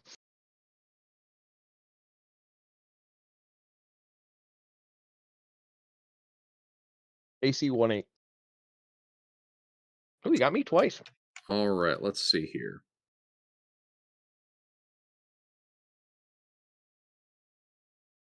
Indeed. Okay, so first of all, the attack roll thing is more just because it was the first thing that came to my mind that could be used as it. It's not an armor class thing. The idea is to see, can you stick a person, they can bleed more. So you outdid him on 2. So you won 2 out of 3. Ah, I see what you're doing. Okay. So that So means that you comparison won of the bleeding. attack rolls. Yeah. All right. You won bleedies. Well, You Then, also get 10 gold. nice. Then I will jovially take two vials and a flask, and mime taking one of the vials to me, and then hold the flask to him, and basically mime putting my own blood in the vial, and so he'll do it with the flask without realizing it's a larger vessel because he's drunk. And I'll cork that, and then hand him a vial that I palmed and had 2 vials in my hand of my blood. And in the process, take the flask and swap a vial for it, and have him hand me that vial back because he's drunk and sleight of hand is fun. Basically, I'm going to cheers him with each us drinking our own blood, or the other person's blood, but I'm actually going to drink my own blood. All right. At least I don't have disadvantage from the fucking armor for that shit. All right, you successfully do it. Do you have any STDs I should be aware of? No, I have advantage on poison. No, I'm making a joke because he's drinking your blood. So I'm asking if you have any diseases that would be transferred by fluid. Not that I know of. Just a little bit of Ebola. Nothing serious. Good thing you didn't drink his blood. He has syphilis. That was quite literally the reason I did the thing with the 2 vials, is so I didn't drink his blood. But I have a flask of orc blood now, and that was the goal. Indeed. You also avoided syphilis. Yeah, we have a cleric, so. But anyway, so, you know, that would have been one of the nights, whatever. So I'll make sure Intervin gets that flask. Cool.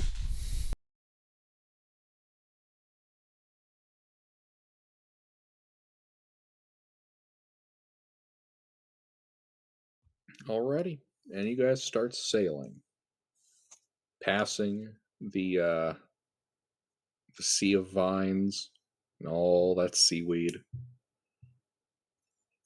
And then you can see out ahead of you, as the day ends, the channel that separates the mainland from this chain of lagoons and reefs. And I think we'll call it there for the night. Alrighty. Cool.